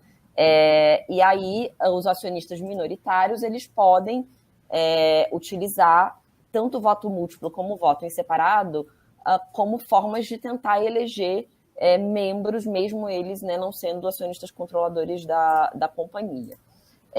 Então, vai caber ali ao acionista verificar, obviamente, o número das ações que ele tem, se ele se junta ou não com outros acionistas e ver qual é o procedimento que melhor se adequaria ali à situação dele, né? Se ele pediria o voto múltiplo ou se ele pediria o voto em separado. Lembrando que o voto múltiplo ele pode ser solicitado por acionistas que têm pelo menos 10% do capital social, e a CVM ela acabou de, inclusive, emitir aqui a resolução 70, foi há 2 dias atrás, ela substituiu, acho que a antiga 324, e ela acabou compilando todos esses quórums especiais, né? Então, a lei ela fala em 10%, mas a lei ela dá a prerrogativa do regulamento da CVM baixar esse quórum em função do valor do capital social das companhias. Então, por exemplo, companhias, né, que tenham capital social acima aqui de 100 milhões, esse percentual mínimo para solicitar o voto múltiplo já cai para 5%, né? Então, é muito importante que as companhias fiquem de olho nos seus respectivos percentuais, e inclusive esse percentual ele tem que estar presente no próprio edital de convocação. Quando você tem a eleição de membros da administração.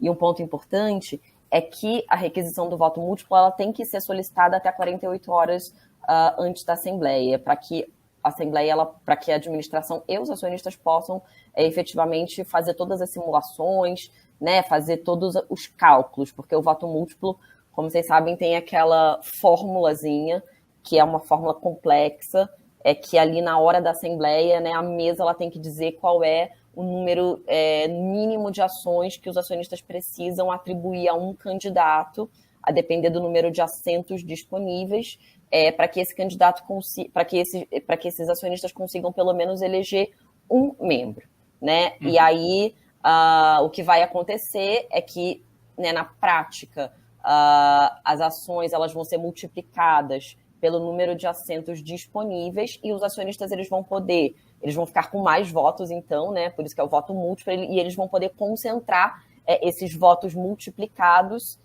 em um candidato ou em vários candidatos. Então, obviamente, o acionista minoritário, que tem menos votos, ele provavelmente vai concentrar todos os votos dele em um só, com a finalidade de tentar, pelo menos, né, eleger um membro. E essa continha ela é feita ali na hora da Assembleia, mas eu acho que a TEM também ela faz essa conta, certo? Exatamente. A gente sabe que essa é uma das dores, né, das companhias. É complicada essa continha, dá um trabalho, e a gente já faz isso tudo de forma automática. Então, a gente tem essa função aqui, sim, do voto múltiplo, que acha esse número, que faz a multiplicação da quantidade de ações. Isso já é tudo feito de forma automatizada. Eu queria aproveitar aqui o momento. A gente tem aqui uma solicitação, tem uma mão levantada, que não é de ninguém menos do que o nosso CEO aqui da TEM, o Rafael. Então, vou chamar ele aqui. Rafael, acabei de liberar aí a sua câmera e microfone. E aí, pessoal, tudo bem? Estou aqui no aeroporto, queria estar participando aí vocês como palestrante. Passando aqui bem rapidinho para primeiro, elogiar o Fábio. Cara, foi muito bem aí na sua explanação.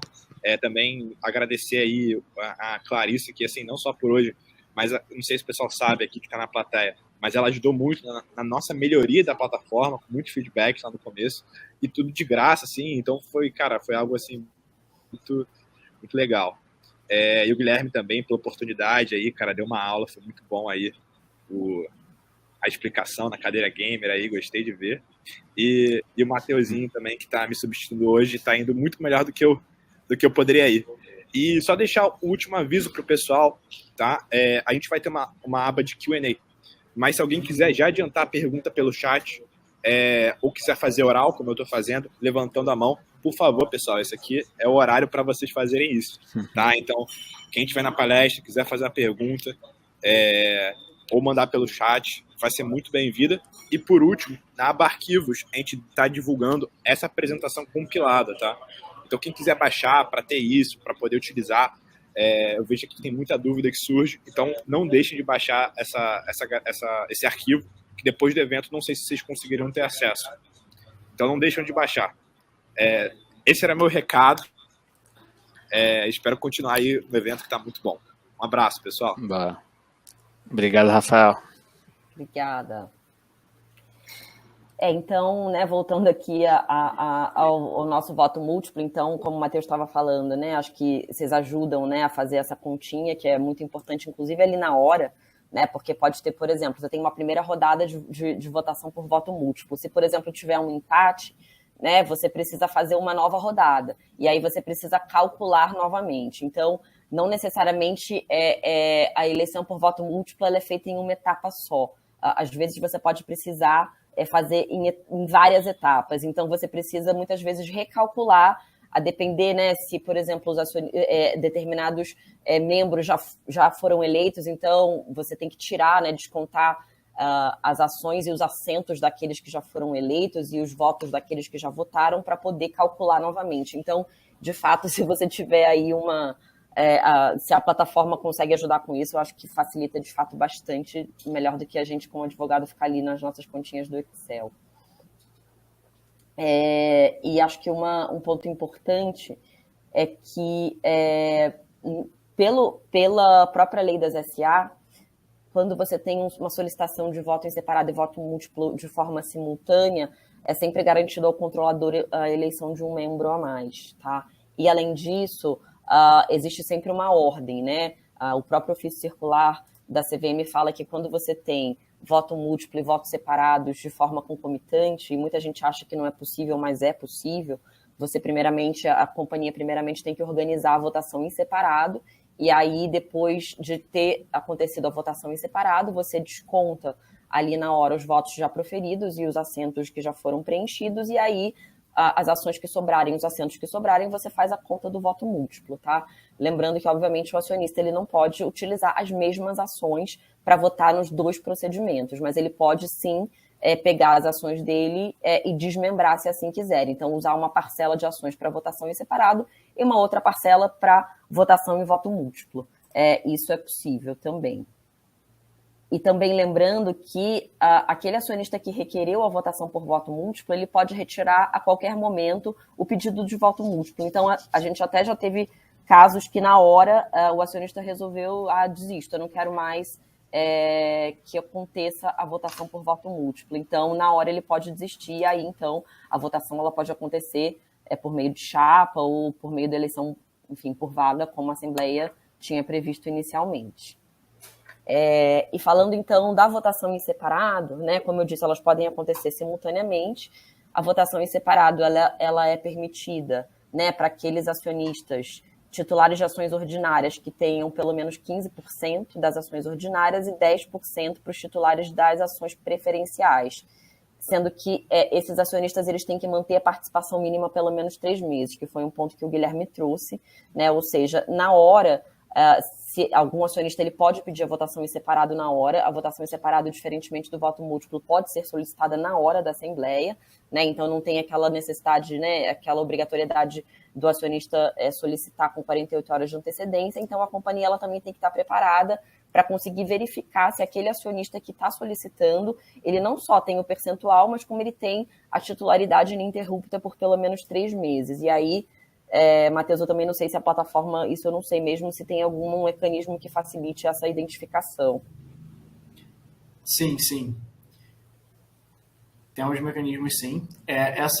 Isso que você mencionou, exatamente, surgiu uma pauta em cima da hora, surgiu uma votação em separado, a gente também está preparado para isso na plataforma, tá?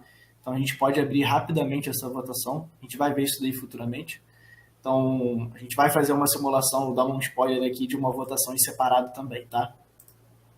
Tá. Isso é um ponto importante, né? Porque já teve casos, por exemplo, como eu disse, a maioria, né, das companhias acaba sugerindo, né, a votação por chapa, e sempre surge aquela dúvida, né? E se o acionista chegar ali na hora e pedir uma votação em separado, o que eu faço? Normalmente a companhia ela tem que desmembrar a chapa, tira um dos membros, e isso também a companhia tem que saber de antemão se numa votação em separado quem ela tiraria daquela chapa, e aí a plataforma ela precisa criar na hora ali uma pauta de uma votação em separado, tá? Então isso é um ponto bastante importante. E um outro ponto importante é que a própria lei, né, fala que, e tem o entendimento da CVM também dizendo que quando a companhia ela tem apenas ações ordinárias, né, por exemplo, companhias listadas no novo mercado que não possuem ações preferenciais, esse quórum, então, de 15%, ele baixa para 10%. Então, esse é um ponto importante, que o quórum também ele diminui. E esses outros pontos aqui eu já acabei falando, né, que você não pode utilizar as mesmas ações para um procedimento e para o outro. Esse ponto aqui, acho que o Guilherme já falou, né, que quando o Estatuto Social ele estabelece um número mínimo e máximo de conselheiros, a Assembleia ela tem que fixar esse número.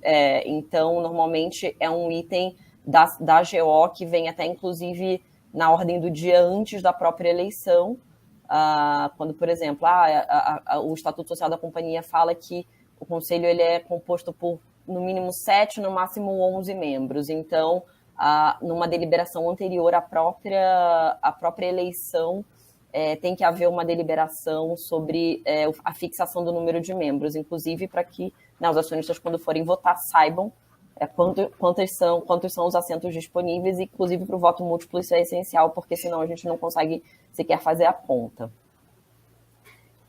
E um outro ponto aqui, como eu falei, como os acionistas eles podem retirar os pedidos de voto múltiplo a qualquer momento, o acionista que pediu voto múltiplo, ele pode retirar. Então, se você tiver um outro acionista que, por exemplo, queira muito voto múltiplo, ele também tem que pedir, porque pode acontecer do acionista que pediu e ele não ter pedido, aí o acionista que pediu retirar e ele fala, poxa, mas eu queria, mas aí já foi porque o outro acionista pediu para retirar o mecanismo de votação. Então, se realmente aquele acionista ele tem interesse em que haja voto múltiplo, a gente recomenda que ele também peça, ainda que um outro acionista já tenha pedido, porque isso não é a garantia de que vá acontecer o procedimento do voto múltiplo.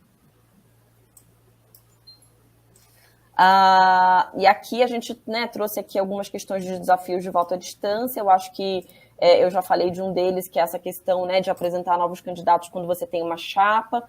Acho que, não sei se o Matheus vai mostrar isso agora, como é que funciona. E um ponto que é desafiador de fato, eu pessoalmente nunca vivenciei uma votação por voto múltiplo numa assembleia 100% virtual. Eu não sei se Guilherme e Fábio já vivenciaram, mas de fato deve ser uma dificuldade adicional. E acho que, enfim, podem surgir coisas interessantes, mas deve ser uma dificuldade adicional, né? Fazer com que os acionistas conversem entre si, combinem votos. Bom, a gente, a nível de plataforma, a gente está preparado, tá? Para todas essas adversidades, digamos assim. A gente não quis trazer uma pauta aqui de voto múltiplo exatamente porque demanda um pouco mais de tempo esse processo e, em benefício do tempo, a gente resolveu focar em escolhas, em pautas mais simples e mais comuns também, né? Como você mencionou, voto múltiplo é muito raro que aconteça. Mas, aproveitando também a oportunidade, ao final do evento, todo mundo que está aqui participando vai receber um formuláriozinho para preencher. E aí, preenchendo esse formulário, vocês podem marcar uma simulação com o nosso time. E aí, se quiser ver o funcionamento de um voto múltiplo, fazer uma demonstração de como isso funciona, pode agendar com o nosso time que a gente faz essa demonstração também, tá? Legal. Eu tenho aqui o Osmar Bento levantou aqui a mão. Osmar, eu vou abrir o seu microfone. Pronto, Osmar. Microfone aberto. É só aceitar a solicitação aí na tela? Aceitado já. Estão me ouvindo? Sim. Estamos sim. Boa noite a todos. Boa noite. Parabéns aí pelo evento. Está bem claro, bem ilustrativo. Eu tenho uma dúvida ali para Clarice sobre a questão ali do votação em separado e o voto múltiplo. Tá? Como agora a gente tem que pôr no boletim de voto, no BDV, no boletim de voto à distância, a opção lá de requerer o voto em separado, eu acho que me parece lógico que o primeiro item referente à eleição do Conselho de Administração seria justamente essa pergunta, né? Para depois ter o segundo item sobre a questão do voto múltiplo, para depois vir, de fato, a eleição, seja por chapa, por nome, coisa parecida. Acho que esse seria um raciocínio. É que eu estou fazendo essa pergunta porque eu estou olhando o boletim de voto à distância de uma outra companhia aqui, e ela colocou essa questão do pedido do voto em separado depois do voto múltiplo e depois da eleição da chapa. Aí fica complicado, né? Porque normalmente, como são aquelas perguntas, né, que não fazem parte necessariamente da ordem do dia, muitas companhias acabam colocando no final, né? Que são aquelas perguntinhas até que o Guilherme falou. Você deseja solicitar o voto múltiplo? Você deseja solicitar a instalação do Conselho Fiscal? Você deseja voto em separado? Algumas companhias colocam isso até no final. Mas, sendo no boletim de voto à distância, como a gente contabiliza todos os votos antes, eu não vejo necessariamente um problema em isso estar no final, né? E ali na hora da assembleia, algumas companhias perguntam, tá? Expressamente se os acionistas querem o voto em separado, mas outras companhias optam por não perguntar, porque às vezes não necessariamente querem incentivar. Sim. Então não é uma obrigatoriedade, né, você fazer a pergunta. Então o que as companhias fazem vamos ver, eu vou levar aqui a minha chapa, eu vou levar aqui os meus candidatos, mas obviamente se algum acionista quiser fazer uso do voto em separado, eu sugiro que ele, inclusive, já se manifeste ou no início da votação ou no próprio início da Assembleia, porque aí a companhia pode justamente, ali à mesa, organizar para que a votação ela seja nessa ordem que você mencionou, né? Que justamente você tem que ter primeiro, né, a votação em separado e depois, eventualmente, o voto múltiplo, se tiver sido solicitado, e aí você consegue fazer ali a ordem correta. Mas, de novo, não é uma obrigatoriedade que as companhias perguntem. E esse não é um item também obrigatório na ordem do dia, tá? Certo. Mas o que eu penso é o seguinte, como é obrigatório no BDV, né? Sim. É muito cômodo para o acionista simplesmente clicar um sim ali. Não, isso com certeza. Isso a gente até vai ver quando, né, eu vou falar agora um pouquinho de Conselho Fiscal. A gente vê isso muito na prática, né? Tem sempre aquela pergunta, você deseja instalar Conselho Fiscal? Aí o acionista vai lá, sim, óbvio que ele diz que sim, porque todo mundo quer Conselho Fiscal. E aí você chega na hora da Assembleia e não necessariamente aqueles acionistas que colocaram ali no boletim de voto à distância que queriam instalar o Conselho Fiscal, eles chegam lá muitas vezes sem candidato. Né? Então, muitas companhias nos perguntam, mas o que a gente faz nesses casos? Né? A gente instala ou a gente não instala? Porque, né, foi solicitado, mas ninguém apareceu com nomes. Né? Tem uma orientação da CVM no sentido de que nessas situações, né, em termos de governança corporativa, o ideal seria a companhia instalar o Conselho Fiscal, ainda que sejam os candidatos apenas da companhia, indicados pela própria companhia. Né? Porque aquilo ali, mal ou bem, é uma sinalização de que os acionistas gostariam de ter um conselho fiscal. Não necessariamente vai ter um conselheiro fiscal indicado pelos acionistas minoritários, se ninguém indicar nomes, mas pelo menos você teria um conselho fiscal instalado. Né? Mas outras companhias também optam nessas situações por não instalar. E assim, a gente desconhece até o momento processos administrativos sancionadores iniciados pela CVM nesse sentido. Então, é uma decisão da companhia, tá? Perfeito, obrigado, sim. Imagina. E acho que aqui, só para finalizar, né, esse ponto aqui do Conselho Fiscal, então, pela regra da lei, acionistas titulares de pelo menos 10% do capital social ou 5% das ações sem direito a voto, então podem requerer o funcionamento do Conselho Fiscal. E lembrando que essa resolução, né, 70, que acabou de ser emitida pela CVM, já havia uma outra em vigor, mas ela veio substituir, ela também reduz esse percentual em função do capital social da companhia. E aqui, um ponto interessante, isso é para instalar o Conselho Fiscal, né? E tem ainda o quórum de votação do Conselho Fiscal, são quóruns separados. Né? Para o quórum de votação, acionistas que tenham ações preferenciais podem eleger um membro, mesmo detendo uma ação, e os acionistas titulares de ações ordinárias, que são minoritários, ou seja, não participam dessa votação, né? Os controladores, eles têm o direito de eleger em votação em separado um membro e seu respectivo suplente, desde que tenham 10% ou mais das ações com direito a voto. E aqui, lembrando que existe um posicionamento da CVM que, enfim, é um pouco estranho, mas a CVM ela entende que esses 10% não são os 10% que o acionista precisa deter para eleger pelo menos um membro. A CVM entende que se aquela companhia tiver um float de pelo menos 10%, qualquer acionista ordinarista, né, no caso, titular de pelo menos uma ação, ele poderia também indicar um membro em separado, tá? É um entendimento que está nesse processo da CVM que eu mencionei, esse RJ 2007-11086, e também está no ofício circular.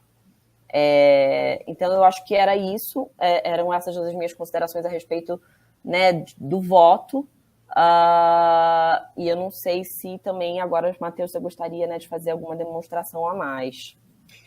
Com certeza, eu gostaria sim. Eu só queria adiantar aqui, o Marcelo, ele mandou uma pergunta aqui no chat pra gente, que diz assim: quando é uma AGOE, como é apresentada a lista de presença no caso do quórum ter sido diferente entre AGO e AGE?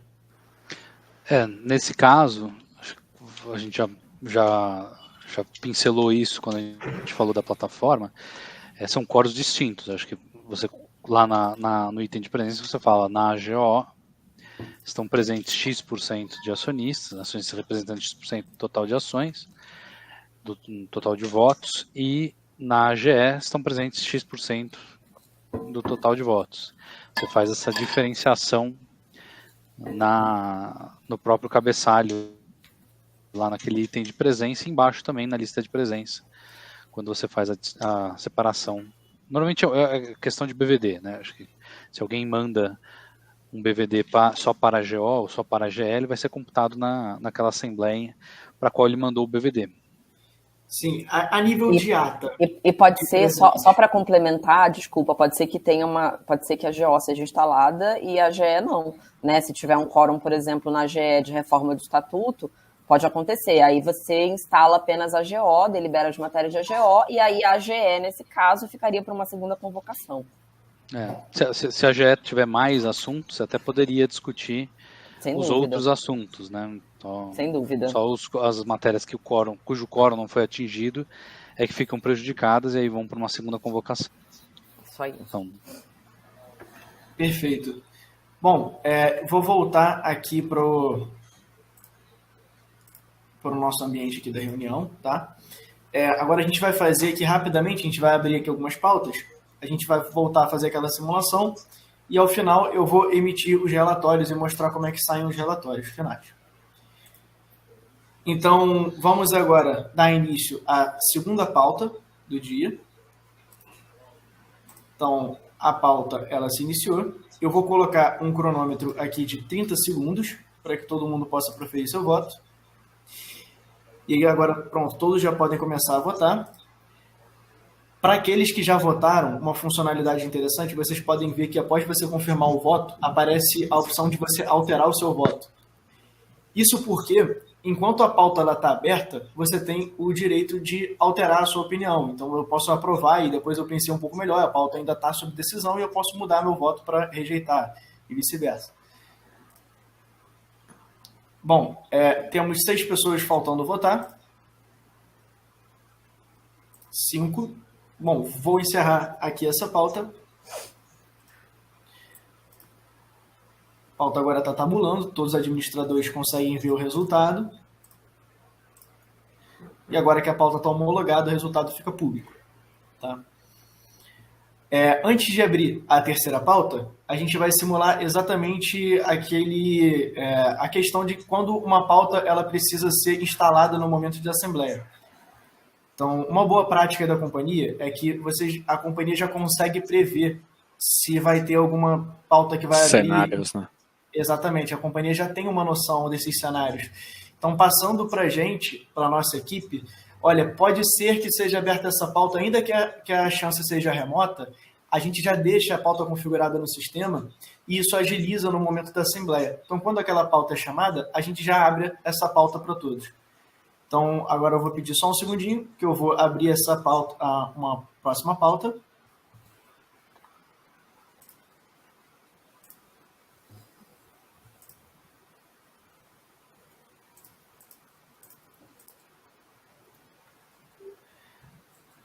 Pronto, já coloquei agora a quarta pauta, né?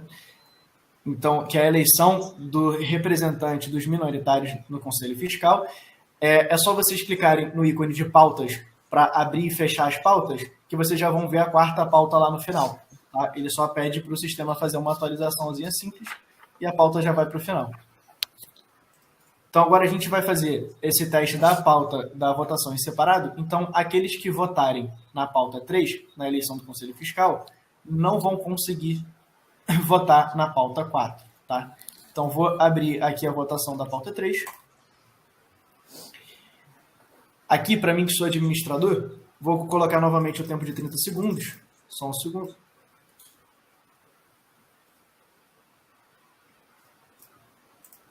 Pronto.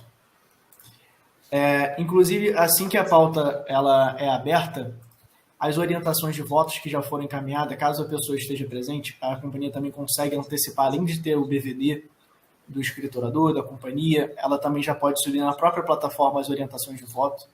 E assim que a pauta ela é aberta e aquele participante que encaminhou a orientação de voto ele está presente, já soma também para o resultado da pauta. Então, antes mesmo da gente iniciar a pauta para todos, a gente já consegue ter esse resultado do BVD, das orientações de voto e tudo mais. Bom, acho que a gente recebeu uma pergunta.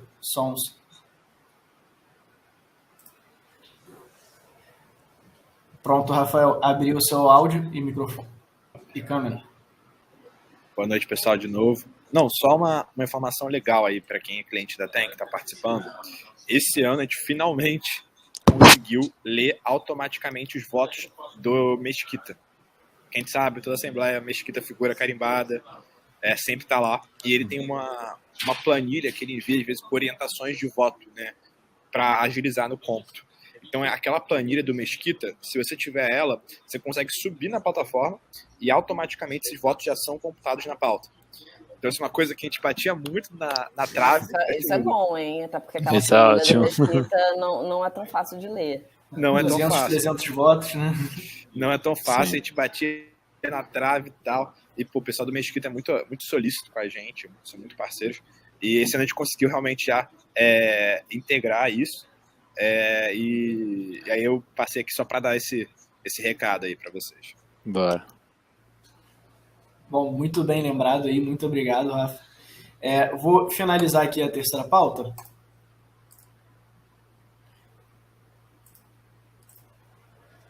Pronto, terceira pauta aqui finalizada.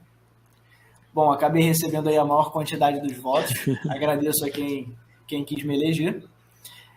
Agora eu vou iniciar a última pauta, que é a eleição do representante dos minoritários no Conselho Fiscal. Tá? Então, novamente, quem votou na terceira pauta já não consegue votar na quarta pauta.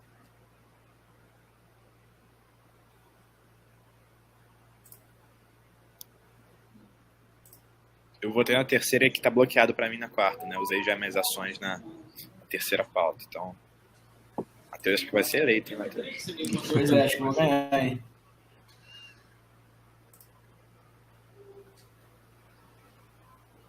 E até um feedback legal.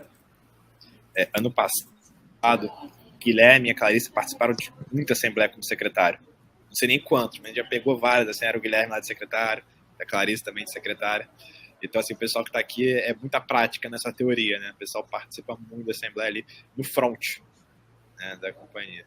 Muito legal aí a presença.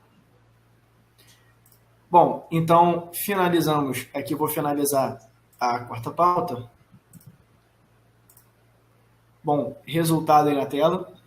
Então, a Isabelle aí recebeu a maior quantidade de votos. A gente já faz esse cálculo aí das quantidades. E agora eu vou mostrar para vocês como é que a gente faz a emissão aqui dos relatórios. Eu vou voltar para o modo de compartilhamento para vocês terem um pouquinho da visão de como que é o administrador. Que para o meu lado, a minha visão é diferente. E para a companhia, ela vai ter essa mesma visão. Então, por mais que tenha um operador da TEM para auxiliar, fazer todos os passos, emitir os relatórios, e a gente faz isso, a companhia também tem a autonomia para poder fazer essa emissão, né? Puxar essas informações. Então, vou voltar aqui e compartilhar um pouco a minha tela. Matheus, não esquece de jogar no full screen, não, pra gente. Ah, sim, com certeza. Muito obrigado. O mapa normalmente é menorzinho. Pronto.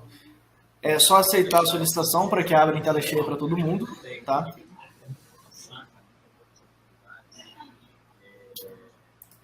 Aqui, nos relatórios, então a gente já consegue puxar o mapa final da votação consolidado.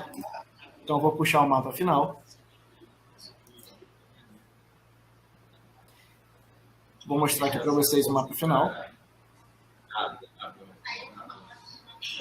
É uma analogia load de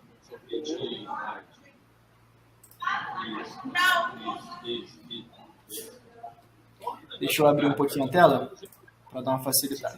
Pronto. Bom, então a gente tem aqui o mapa final da pauta 1, pauta 2, pauta 3 e a 4 que a gente abriu aqui agora no final. E aí, o que é bacana que vocês podem reparar é que a pauta 4, ela não aparece no PVD. Então, a gente configura no sistema, por mais que ela já estivesse prevista, ela não aparece aqui no PVD, porque ela apareceu no momento da assembleia. Mas ela aparece aqui no nosso mapa final.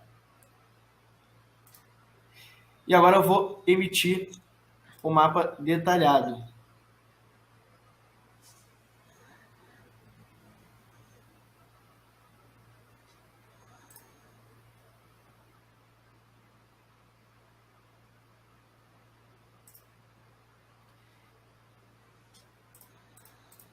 Bom, aqui está o mapa detalhado. O pessoal está conseguindo ver bem a tela? Queria até pedir para a Clarissa, o Fábio, o Guilherme. Tá dando para ver bem, sim. Perfeito. Então aqui a gente tem o mapa detalhado. Eu vou chamar a atenção aqui exatamente para esse ponto, não sei se vocês perceberam. Esse CPF daqui, CNPJ, é o único CNPJ que se repete, e ele é porque é o nosso voto ADR. O voto ADR, então, é o único que consegue se repetir. Então, ele é distribuído em todas as pautas, e ele é o que aparece repetidamente aqui. Então, nosso sistema também aceita o cômputo do voto ADR, tá? Acho que a gente esqueceu de mencionar isso antes. Boa. Bom, voltando aqui, o que é bem bacana também é que a gente tira a lista de presenças, tá? Então, vamos pegar a lista de presença do início da Assembleia, somente dos votantes. E eu posso puxar daqui o TXT. Quem faz ata sabe o como isso daqui já agiliza bastante, né? Demais, né? Pegar a ata com o nome de todo mundo. Então, tá aqui a ata com o nome de todo mundo. Esse BVD, escriturador, isso daqui foi o que a gente cadastrou previamente, tá? A gente colocou o nome do participante assim. Mas aqui estão todos os outros participantes também. Então, a gente só copia Matheus. o texto. Oi. Não, é isso que eu ia te falar, para copiar e colar no chat aqui pro pessoal. Perfeito.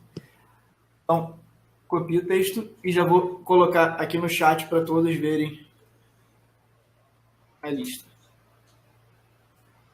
Já sai com o nome separado em vírgula, já sai da maneira certinha para colocar em ata. Bom, com isso, pessoal, eu acho que eu encerro aqui a nossa parte dos relatórios. A gente tem muito mais funcionalidades, a gente consegue detalhar mais alguns relatórios, tá? Mas acho que os principais relatórios seriam esses. E eu queria dar abertura aí à nossa sessão de perguntas e respostas. Lembrando que todas essas demonstrações do como funciona a parte para o administrador, para a companhia, se quiser ver como é que funciona o voto múltiplo, mais detalhes, a gente pode marcar uma simulação e demonstrar, né, todas essas funcionalidades.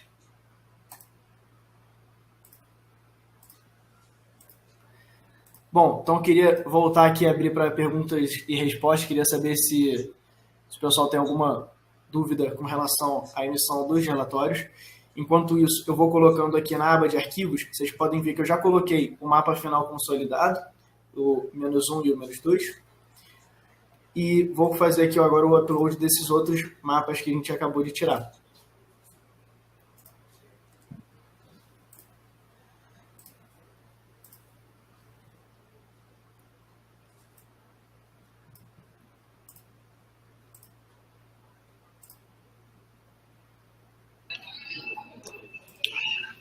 Pessoal, sem vergonha, hein? A hora de perguntar é essa.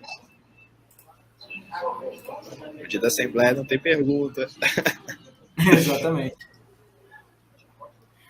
Bom, ali na aba arquivos, vocês podem clicar na aba aqui, fechar a aba e abrir novamente, que vocês já vão ter acesso aos mapas. Então, se vocês já quiserem guardar, deixar para analisar um pouco mais com detalhes como é que saem os mapas, já está aí disponível.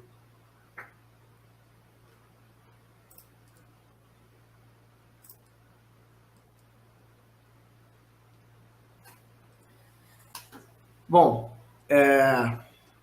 eu acho que não tendo demais perguntas, eu queria puxar uma única pergunta aqui, que vai para todos aí da mesa ajudar a responder, que é para... Só um segundo. Que é como vocês indicam para fazer a divisão da equipe, ou seja, quais responsáveis que eu preciso ter para fazer uma assembleia online. E aí, caso falte alguma coisa, a gente pode completar também, porque sempre é bom ter um responsável por conhecer um pouco mais da plataforma. Acho que eu posso talvez compartilhar um pouco, só Guilherme também, mas só compartilhando assim, a gente divide internamente também. Acho que normalmente a gente alguns tem papéis, né? Acho que deu uma travada? Tá indo. Acho que aqui só dividindo como a gente se organiza. A gente monta realmente um PPT também para passar no início da Assembleia todas essas instruções que você passou também, Matheus, para os acionistas no dia, com a cara da empresa, etc. A gente também no roteiro deixa um papel específico para alguém que lê quando uma matéria está em votação, que a matéria está sendo colocada em votação, e aí a tela fica azul, fica verde, etc., para os acionistas também saberem como funciona. E sempre tem, geralmente sou eu a pessoa que entende um pouco mais da plataforma e consegue atender alguma coisa, ou colocar em votação, homologar e etc. também. Então, acho que são essas. Não sei se o Guilherme tem alguma outra sugestão aí também.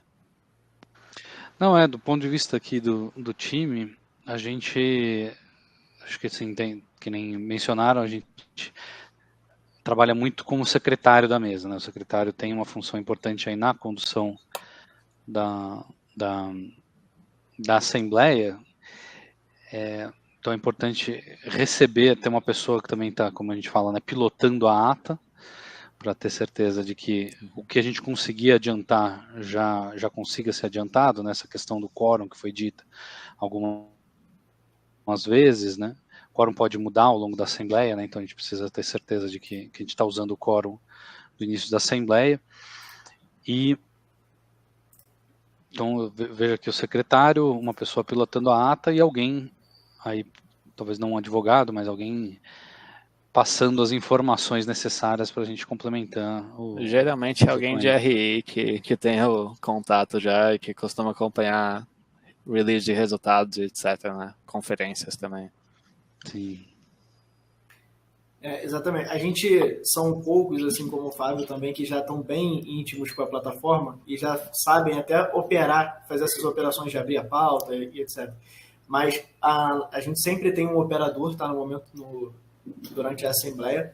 Nosso operador, logo na introdução, a gente sempre combina com o secretário também um momento para que o operador passe as instruções de utilização da plataforma. Então a gente diz como que faz para pedir a palavra, a gente explica um pouco sobre a pauta, fala que a pauta abre de forma automática mesmo, então as pessoas não precisam, os acionistas não precisam fazer nada.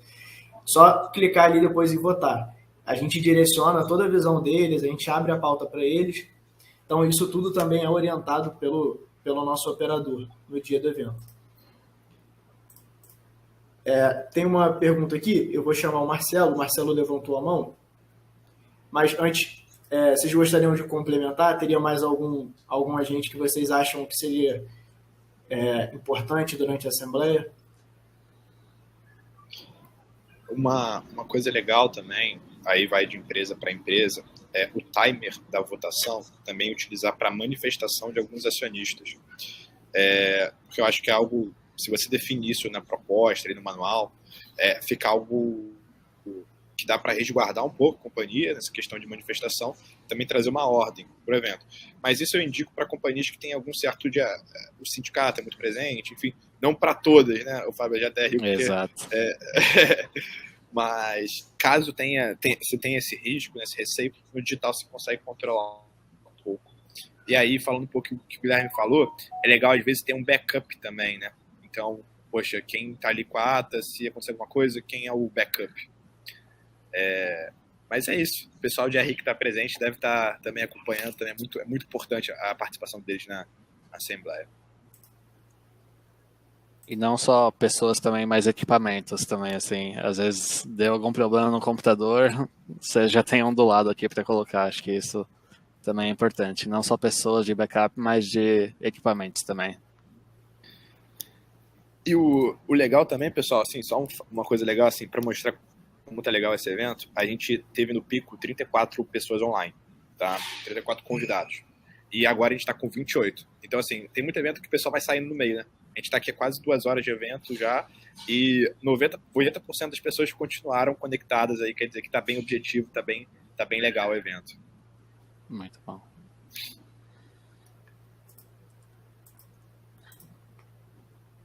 Bom, perfeito. Vou dar mais um tempinho para ver se a gente recebe mais alguma pergunta. E aí, não recebendo demais perguntas, a gente pode ir para um encerramento.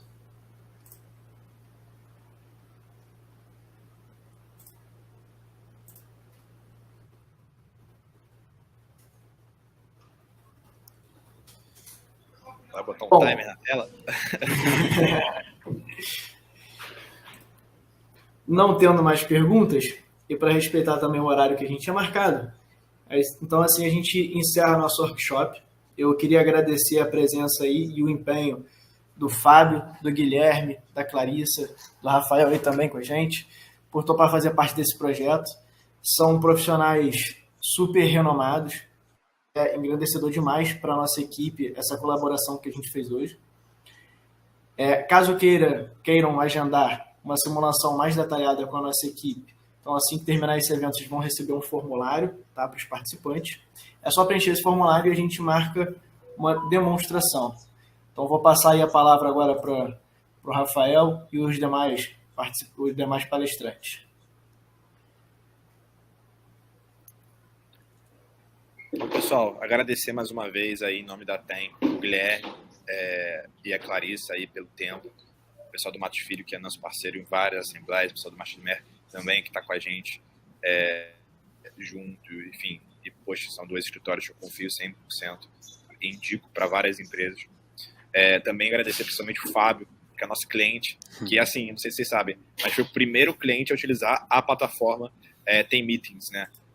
Então, assim, ele, quando ninguém confiava na gente, ele confiou, já até trocou a razão social da empresa, né? E continua com a gente. Então, assim, é um prazer enorme aqui ter você como palestrante de coração, Fábio. Obrigado. Bom te ver. Também uma honra aí. O convite de vocês também, super obrigado também. Foi ótimo também esse dia. Cara, que bom. Não pude participar do evento todo, tava voltando de São Paulo. Passei lá no Machado Mero hoje, eu passei na frente. Eu fui almoçar com um amigo meu que é advogado lá. Mas foi um prazer. Obrigado aí por todo mundo aí ter participado. Obrigada pela oportunidade. Obrigado a todos aí. Bom, então muito obrigado a todos. Dessa forma a gente encerra o nosso workshop. Até mais, tenha uma boa noite. Boa noite. Tchau, tchau.